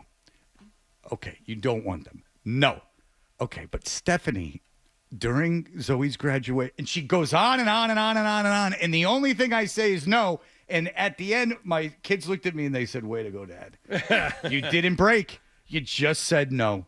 You said no. You didn't make it into Why a bigger wouldn't you just thing. take the water bottles? Because they wouldn't fit. They're giant water bottles, and I had to bring Kendra's. Yeah, if you didn't which bring is the another way depth of charge saying, size one for Kendra, maybe you would have had is, room. What I'm doing, Hardy, Who's more important to you, Kendra or your mother? Kendra, and what I am telling you, what I'm doing, as I always do when I give a gift, is I make a bigger deal about it than it needs to be. A, the distance traveled. B, the decision to spend the amount of money I spent. $700. And C, $750. See the luggage space that it took up. In a carry-on bag. So now, here, hand this over to her. After you give this to her. Get your hands on that, Kendra. That's for I am you. unworthy. That's way cool. It hasn't been used. Fred, my question is now when she comes in here every week, does she have to have that water bottle? No, it's hers. Okay. The only thing is, I asked that you don't give it away. Oh, no. What if she treated that like you treated the cassette tape that you got at your birthday party there at Chuck E. Cheese? Theater of Pain from Motley Crue. And just threw it in the trash right now. I feel about 1 inch high. The last one I had, I Also, ran she's over not with in my 4th car. grade. So ran over that with your car. my last one on accident, yeah. How did that happen? I was putting my luggage in my car Seems and like I it's left hard it to on do. the floor. I see. She was jumping off the tractor. I see. Yeah, I ran it over with my car on my birthday. Were you you were driving drunk? No, Well, it was that's not it was good, 8 Kendra. o'clock in the morning and I was driving to Canada. That early. Holy moly. $35. I looked at it. Okay, Okay. Something else. It wasn't $700. You lied. It was $750. That you are something else. All right, so there you go. I never claimed it was. You said. You said Play the $750? tape. He's arguing with a lie. You're the best. He's arguing Don't let anyone with, tell you with a silly exaggeration. I actually didn't know how much it cost. I always buy a bunch of stuff there. It's not Price as cool. literally was no issue there. It's It's because it's Tennessee. It's I the biggest. understand. It's not cheap. It's the biggest Buc-ee's in the world. Oh. It's that one. And yes, it is. It's believe me. They let you Did know. you get the jerky? My son did, and I didn't get like the stuff behind the counter like that they like are That's 'cause selling you're like it's real weird. meat. Like it's like they. You wouldn't eat that, would you? I mean, yeah. You yeah. won't eat something I'll bake you in the comfort of my own home, I would but now. you'll eat something I would at a now. gas station. I would now. I wouldn't when you first came in. You're from Jacksonville. Again, I had to suss you out. But now I would eat something that you made. Yes. Now Okay. I would. I'll bring in treats now that I know that you will do that. Yeah. I love gas station food. Love it. The pizzas, the Gas wings. station barbecue down south. Delicious. If I remember correctly, the last time you did that, you dropped a hot dog on the ground and still ate it. Yeah, well, I was very hungry, and time was of the essence.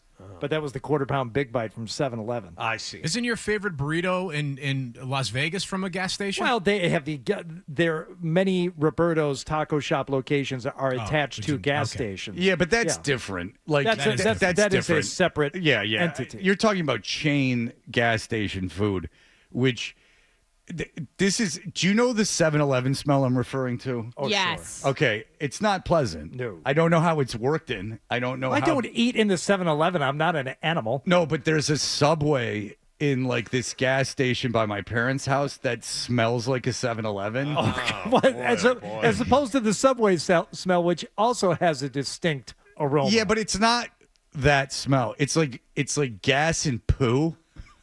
Like the 7-Eleven smell, like it's like pooey gas. Yeah. Even though they don't pump gas. So I don't really know where it comes from. But I always have marveled, and there is something sad about, there's something annoying about someone picking lottery numbers, picking them, not just getting lottery tickets, but picking lottery numbers. And then there's something sad about someone buying food. And I was at a 7-Eleven recently where the guy was trying to sell, he was actively asking me, I just got the pizza. Why don't you have a piece of pizza? It's pepperoni. And I'm like, no. It's just cut it. Wow. Why don't you just eat the pizza and take the water bottles? Why don't you just do the things? Just do it. Did you go to Waffle House? No. Oh, I went a few weeks ago when What'd you get? I was in North Carolina with my son to visit my mom and sister. Whatever the All-Star special. whatever the big breakfast is All-Star with special. with the 2 eggs, bacon, toast, and I think grits. I don't think I got hash browns. The grits are so good. I always get a side of grits, but I get extra crispy hash browns. You know you can sub a biscuit for the toast, though? I don't. Nah, I'm not a big biscuit guy. I don't like the toast there. The toast is white Wonder toast. bread. And you know what? Yeah. It was barely toasted. Yeah, exactly. It's not very good. They have the toast. best coffee, though. It's trucker coffee. Pat, yeah, it's got white crosses in it. Pat, go ahead. What you have a this is actually good. You have a this is where I have Kendra. two questions for questions for Kenny. Kenny, Pat from Buffalo. What do you think of the Bills this year? And then what do you think of the rebranding of Cracker Barrel? I'm a big fan. I like Uncle Herschel.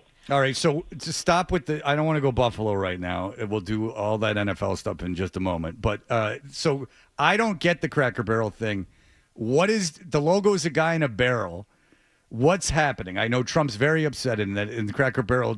They did not bend to the whims of the woke. What is going on with Cracker Barrel? They changed the logo they just went full on minimalism, which is the trend right now. We've seen these jerseys that just came out for the NFL for, the rivalry uniforms. The trend right now is just minimalism. So they got rid of the barrel. Somebody said they got rid of, I don't know if I can say the term, but they got rid of the white guy and the barrel. Okay. And now it's just like the logo. What term was you? White guy? Okay. Yeah, Never yeah, mind.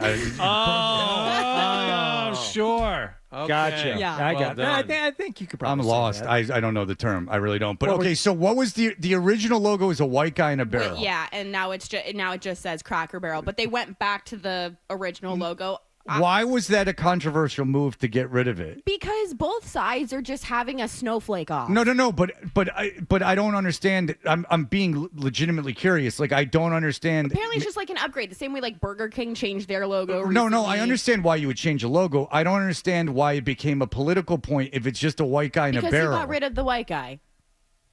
Oh, so it wasn't deemed racist. No. They're saying that they were trying to go woke and like the go woke, go broke thing, but I think both sides are just being soft. But how is getting rid of a white guy in a barrel going woke? Did the left have a problem with the barrel? They didn't even really modernize the logo so much as Kendra said. They just kind of minimalized it, and apparently even doing anything to update is now the equivalent of being woke. Okay. Updating is considered. Do we know wokeness. the identity of the barrel? Had it changed at any time? Yeah, good call. All right, because that was odd because I know Cracker Barrel was accused of like racist stuff before, But to my knowledge, the Cracker Barrel logo is just a guy in a barrel, and he's not like the Colonel or something.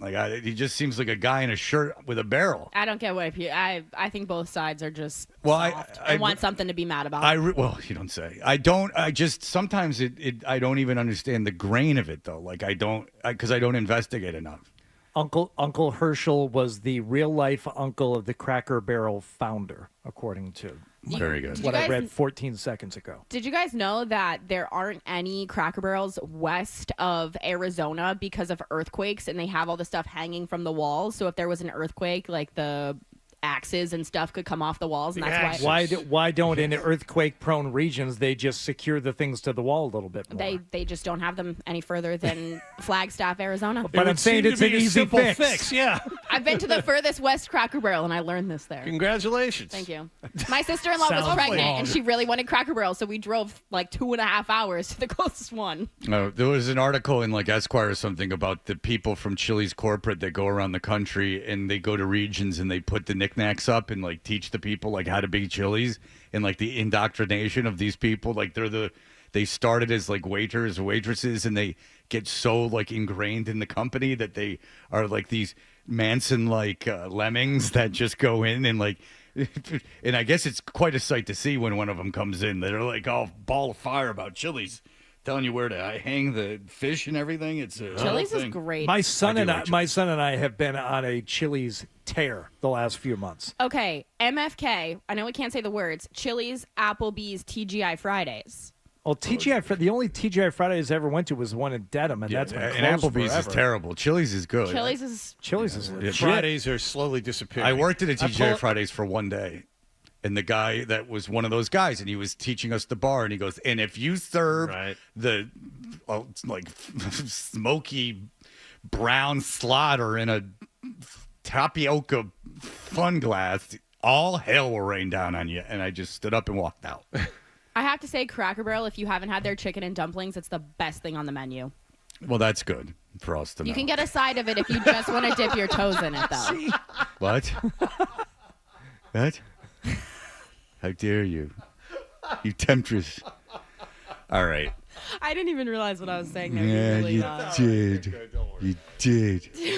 You knew you triggered him. You did You it guys on have changed purpose. so much since I've seen you. Hardy's an influencer. Wallach is matching his clothes, kind of. Do you have the Chili's app? Look at that. I open mine when I go in there. I'm like, hey, chips and salsa right here. Don't worry about it. I won't be paying for it at the end of this meal. Pay for it right at the table, too. They got a little thing there. We play trivia. I do like the trivia. Yeah, it's great. I've lost control of the conversation. I don't know where we're at. But So I do hungry like for Chili's. Chili's now. I do like Chili's. They have the Their nachos chicken where they put tenders, all that so stuff on. good. Yeah, We all agree that we like dip Chili's. your toes in it, Fred. What? Why'd you say that? What do you get? What are you after? All right, we'll be back in just a moment. Stay tuned.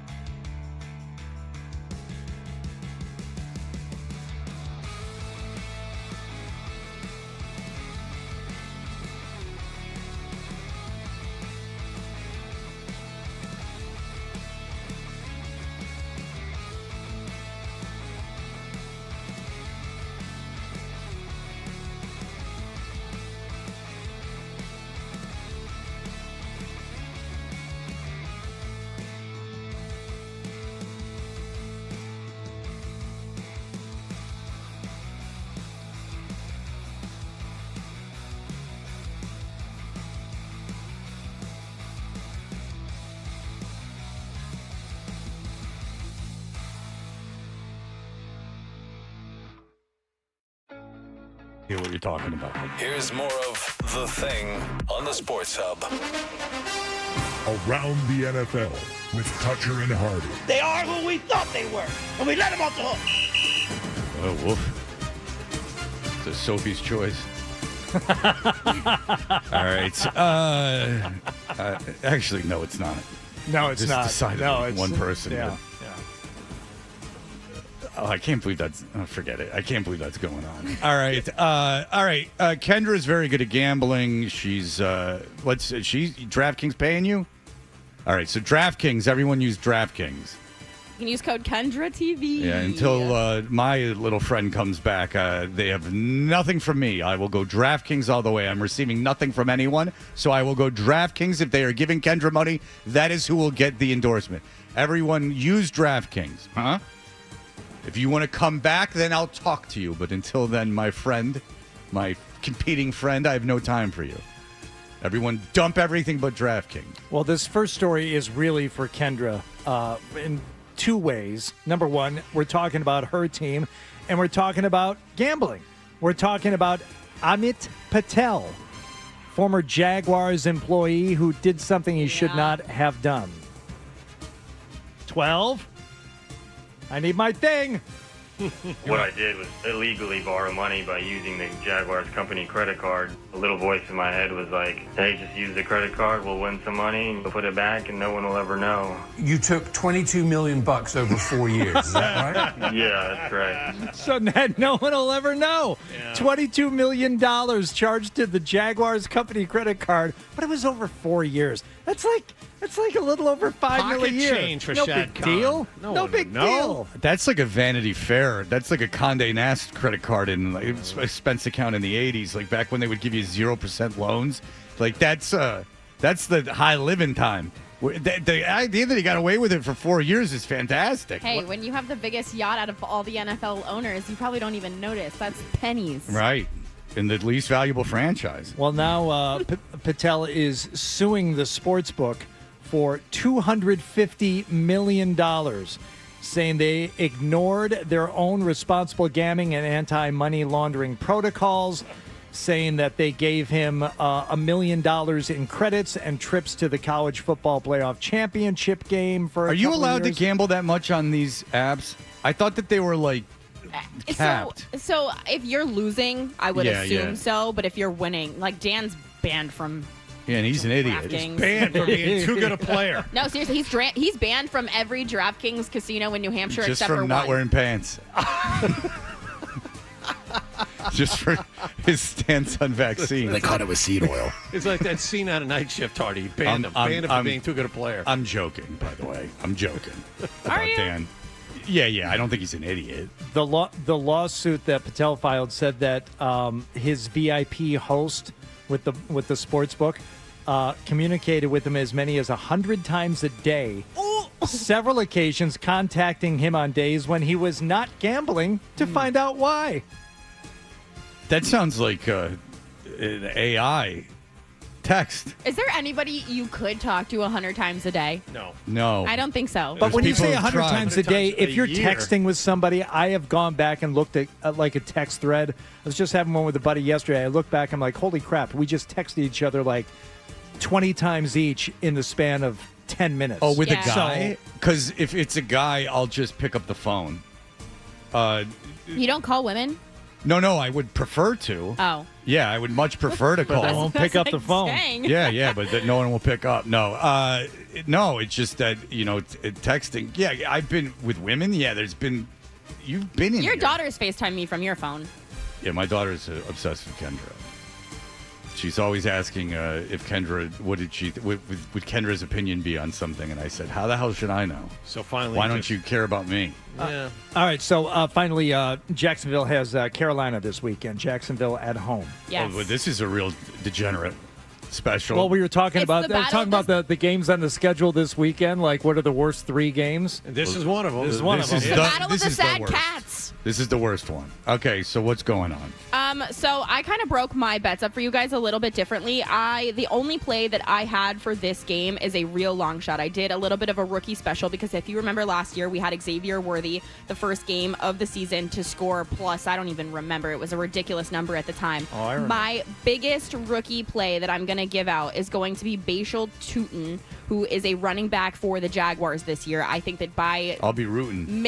my fantasy team name is Darn Tootin' that thing up. So Yeah, Of course it is. but he is plus 475 for a score this weekend. The Jags run the ball often in week 1 matchups. I don't think that that's going to be any different against this Carolina defense. So I'm going to go Bashal Tootin plus 475, my longest play of the week. I think by midseason he will probably be the starter. He's also going to be on special teams, so a little bit more of an opportunity there. Super long shot, just a little bit of fun. Throw a little bit of money on it.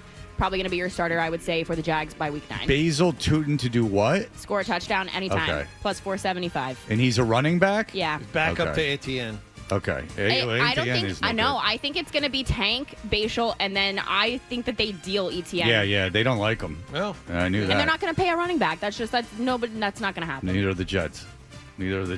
All right. Okay, so let's move on. We just started with something for Kendra. Let's start with something. We'll move to something for Fred and the matchup that he'll be watching intently on Sunday. Aaron Rodgers taking on the Jets. Aaron, how do you feel about things? Are there day-one jitters for you even at this point in your career? Not on Wednesday, no. I mean, obviously, if you have to have something, otherwise, I mean, I'll speak for myself. I have to have something, otherwise, I don't, I'm probably in the wrong profession. So I'll be definitely excited come Sunday, but Wednesday, just kind of going through the week of preparation. You have any thoughts on the game, Kendra? I do. I actually am going to go for the over on Justin Fields' rushing yards. I think over 50 plus 123 is a good play. I think with that offensive line, rookie on the line, strong defense from the Steelers, I think Justin Fields is going to be on the move a lot this weekend. You think that Pittsburgh has an advantage defensively? Yeah. The Jets have a good offensive. I mean, Vera Tucker's hurt, but their offensive line's not bad. But it's Menbu's first kind of, real shake at Right it. tackle. Still. Who cares? Right tackle. Big kid. He can run block. Hey, So maybe you're right. I think he's going to be one of the best rookies we see all season. I mean, all you got to do is run block. They're not going to pass. So you're probably right about Fields. I don't think they have any intention of passing. So the over, I would not just maybe it's just so out there that I'm wrong that it will go completely sideways. But the way that I see this game is that Rodgers could go out and light it up. I don't think so. The Jets have a very good defense. They do. Aaron Glenn's a very good defensive coach. Tomlin knows how to plan for Fields too. So that's the other thing. But Rodgers can't move unless something incredible has happened. So I don't see Pittsburgh putting up a lot of points on the Jets, and I certainly don't see the Jets doing anything to even try to score a lot of points. I think that they're going to really try to slow the game down. So Your total is current. I don't see the total here. Let me try. I got it. It's 37.5, which is I don't know. I'm not going to do anything with it. I'm pounding one thing this weekend, and you know what it is. I'm not doing a double entendre. I'm pounding one game this weekend. I think it's the same thing that I am as well. Probably, Yeah, I would probably. assume. You want to get to it right now? Yeah. What is it? The Raiders. Yes. Yep. I am totally chasing the Raiders this weekend. I am It doing is the my same. biggest play. My big thing is Raiders money line. Getting 2.5. I had 3.5. I have the money line. And I have the money line too. I think the Raiders win this game. Let me ask you these questions. Who would you rather have right now? Right now, think about this. Right now, not the future. Contracts not involved. Geno Smith or Drake May? See, you don't listen to the show at all. I know, but I have multiple questions. We've talked about this a lot. Yeah, Pete Carroll and Mike Vrabel. Geno Smith. I'm Pete going to go Carroll. The other thing is Bowers or Henry. I'm going to go Bowers. Genty or Henderson. Close. Going to go Genty. Crosby. I'll take him over anybody on the Patriots defense, especially since it doesn't seem like Gonzalez is going to play this weekend. And I will take the Raiders receiver over the Patriots. Makes sense to me. Who do the Patriots or who do the Raiders have at receiver? Well, so I do have a Jacoby Myers anytime as well. Mhm. So I'm going to go Jacoby Myers. They had a retirement this week. It was Amari Cooper. Yeah, Amari retired. Cooper retired. But still, even if Brock Bowers, that's just a weapon for them. No, if Bert said it too. If you go the 9 best players on both teams, 8 of them are going to be Raiders, basically. True. Yeah, and I think here's the thing though. I think Max Crosby, they're probably going to have some options for him to move around on the line to try and get after Drake May. So that's going to be the big thing for me. Travion Henderson, not a bad play for a rushing touchdown. He's obviously, a big splash up here, probably the biggest splash, plus 130 for an anytime. Got that as well. All right. Kendra doesn't listen to the show, so she won't be influenced by what happened earlier today or yesterday. I listened to you guys yesterday. What are your thoughts on the total for the game? 43.5. I'm probably not going to touch it. I don't love the total. The thing I will say, so I had this... Gun to your head. You got to pick one. Probably the under. I have a listener question about over-under Travion Henderson rushing yards. Apparently it's 38.5. Does that sound right? Anyway, your opinion. I'd say probably the over.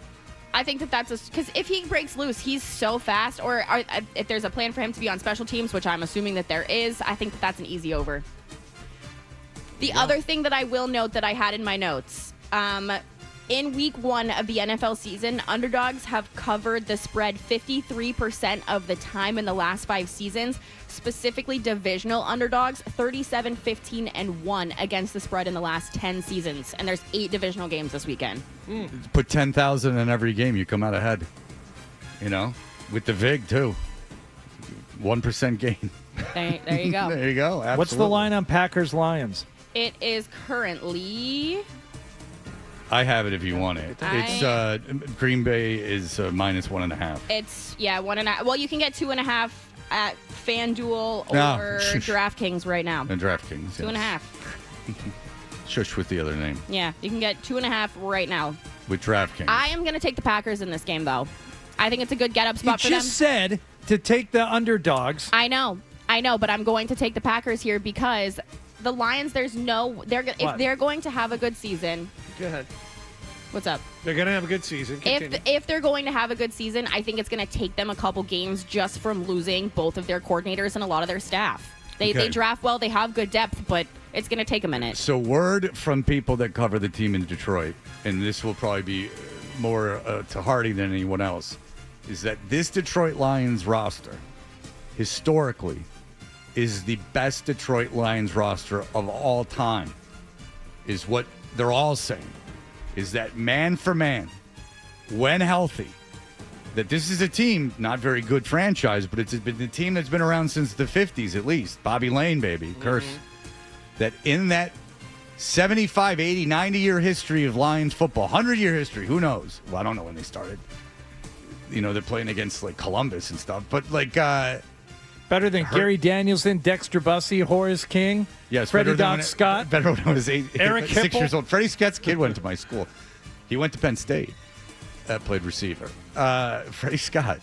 Yeah, I knew Billy Freddie Sims. Scott. That was the early 80s. That was early 80s. Now, the baby. only argument would be the mid-90s when they had Wayne Fonts years. When they had Wayne Fonts and they had But Barry the problem Sanders. is they have Wayne Fonts. Yeah, and Benny Blades and all that. They made the NFC Championship game once, right? No, they won a divisional game. 91. They won a wild card game, I believe. And then they lost a divisional game. They've won one play until this regime. They had won one playoff game in my lifetime. Yeah. Redskins, right? Is that the team? Excuse me. Sorry, Commanders. What they're called now. Kendra, you might have a gig.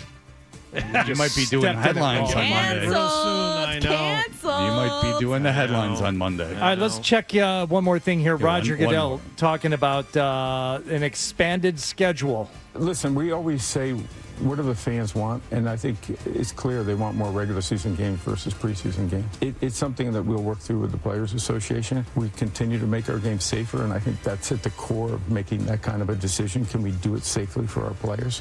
He speaks with such conviction. I believe everything he says. 18-game schedule. How far out before we get it? Why is he not the president? 2 years. Max. Yeah. I could see it happening But the next year. Players Association is so strong. They'll just remove a preseason game. That's what's going to happen. Wait, I think that the Players Association is really going to fight back on that, Or- considering they're all in the take. Well, so here's the big thing about it. The thing is that there's either the option for 2 bye weeks, or what they want to do is they want to move the Super Bowl to the holiday weekend. You know who doesn't like bye weeks? John. Back to the Redskins thing. Thank you. Oh, all right. Go ahead. But they want I got a million of them. They want to move that extra This brain's working is like lightning. in between Go ahead. I'll think of something else. The extra week in between the playoffs. Set me up, honey. To move I'll the knock 'em Super Bowl down. to the Wait, holiday what? week. Wait, they don't want to. No, they want to They add do. an extra week between the playoffs to push the Super Bowl to the holiday weekend. And I don't like that. Why? The- You don't want to have off the Monday after the Super Bowl? I don't think the doesn't NFL matter wants to me that. I anymore. think they want everybody back doing the thing that they would normally be doing, back at work, back at Do it school. 5 years ago. I'm the psyched. NFL wants the second day, everyone talking about it on a normal work day. I don't think they want to have the Super Bowl. It's for the same reason they don't have. Why don't you just have it Saturday night? Because they don't want the day after to be a Sunday, to be like a non-regular work day. The most interesting macro More thing. people would consume it, though, if they didn't have to get up for work. People What, the aren't Super consuming Bowl? the Super Bowl. I mean, I think that they are, but that's not. I think that more people would go out, do things, attend events. But that's not. If I'm the NFL, I don't even know if I want that. But the I here's want the them deal. home watching the game. Right. So here's the deal. The most interesting macro thing in sports in our lifetime, for the rest of our lifetime, is for you many, many years, for me, maybe only a couple, is how far the NFL can push this until it fails. Like until it really hits a snag. Because again, boxing, baseball, and horse racing, if you read any column from a 1940s, let's go 100 years ago, 1920s, boxing, baseball, horse racing. And no one would think ever would anyone not care about horse racing. Never. Even think about the 80s.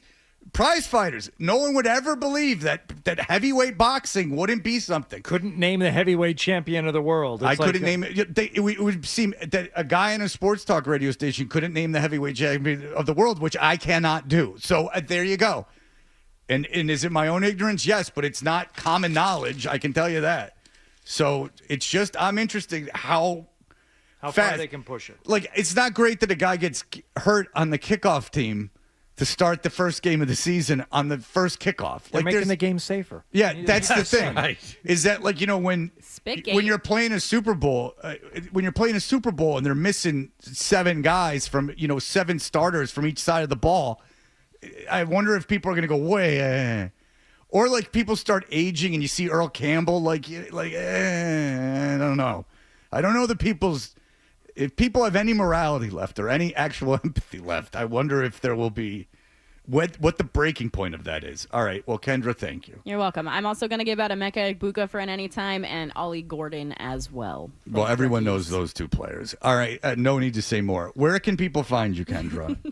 Well, I sent 12 my notes, so of Well, what I I didn't get wanted 'em. to talk about. I didn't get them. Did we get to everything? No, but that's okay. Okay. But where can people reach out? You can find me. No, it's okay. It's okay. You can No, find no. me. Fine, on, we'll do it. You navigated No, I yourself have a show into tomorrow something- morning. It's okay. You guys can tune in. No one cares about that. All right, let's. I'm kidding. I'm kidding. I'm kidding. Well, The now people I up. want to leave. Stop that. No, stick around. Stop that. Stop that. Stop acting like you're doing acting like you're doing everyone a favor. Wow. Stop that. All right, we'll be back in just a moment. Here are the headlines. Then we'll leave. Essential Sports Hot.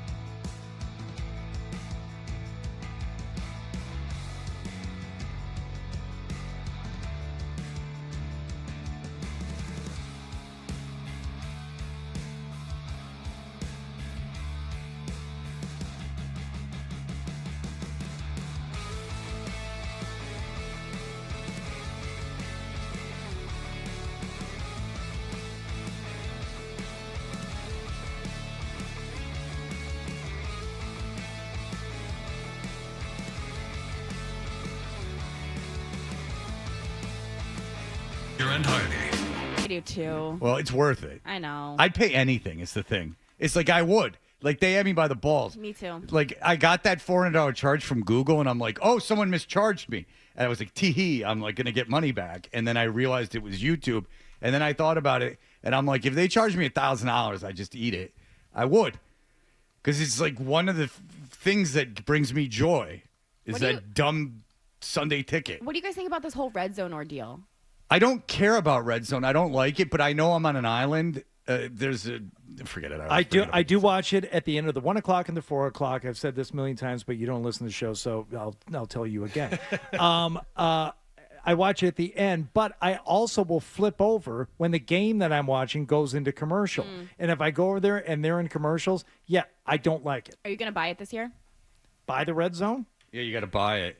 Oh, but you know what? No. If there is like a little... No bathroom. You still stand in solidarity. Married to it. Yeah, I respect 17 years? Yes. But I don't think anybody's upset about the commercials. I mean, it's an easy thing to kind of tweet about and post about, but I don't think anybody's turning it off because of commercials, and the NFL knows that. Yeah, no one cares. Well, I have a little bit of a hack for people who want Red Zone. If you download the NFL app, you can get it for like I think $10 a month, and you can play. You just download the app on your phone and your TV, and you can watch Red Zone on your TV for $10 a month, and then just cancel it after the season. So it's like $60 a year. Yeah. Right. Well, no, you can download the actual like physical app. Oh, physical app. Yeah, Right, more things to flip around. That's the nice thing about it is you just go from $804 to $899 and go back and forth. But Kendra and I are already on an app. Yep. Because we're on YouTube, and so we're already on it.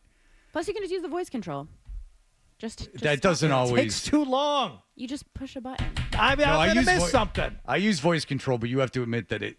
Like sometimes you'll go like New England Patriots and like Dynasty will come up. Like there will be like 8 things that come up because there's like a bunch of things that say I have Patriots. that with my phone. My phone does that. Yeah, I use the voice thing too, but it's look. I can't watch just the Red Zone. I don't find that the most compelling necessarily part of the game. Like just sometimes the Red Zone's boring. It's just jamming it up the middle 4 plays in a row. Like I don't really care. I need narrative. I need to see the pizza delivery driver. Get out of the car. I need some tracking shots. Quick weekend thing here for Adam 12, and since Kendra is here, she leaves the house. All right. Things going on this weekend. San Gennaro Feast. I know. Starting, today? Yesterday? I think it starts today. Yeah, I think it's today. Nick Verano was in here last year talking about it. Big goings on. Kendra, will you be attending? I'm actually going to Worcester this weekend for a music festival. What's 12 music festival? Guitar Fest. San Gennaro Feast. There's no way it's a. Maybe I'll pop down after my Walden swim after the show. I'm going for my last Walden swim of the season today. It'll make 30 for the season, and if you do the math, Fred, I paid $60 for the year-round parking pass for DCR. It's $2 a visit. 30. Wow, that's a bargain. $2 a dip. Out into nowhere. $2 a dip. Thank you. You kept track of the number of times you went dipping? Yeah. What I have I've a been calendar in my office. I put a W on the days that I go to Walden. W for Walden. I hate him. And then he puts a gun. He puts the And the barrel day he of the finally gun in ends his it. mouth. 30 swims.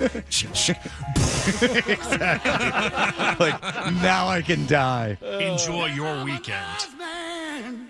I'm going to Couldn't see have done Shaq that on the DJ. old show. Couldn't have told that joke on the old show. All right. What's that? I'm going to see Shaq DJ. All right. So what is the festival in Worcester? I've actually been to a festival in Worcester. Go ahead. It's a big one. It's like the Chainsmokers are playing, Shipwreck's playing, Shaq's DJing tomorrow night. that Shaq, sounds I've seen like a him lot of once. fun. He's awesome.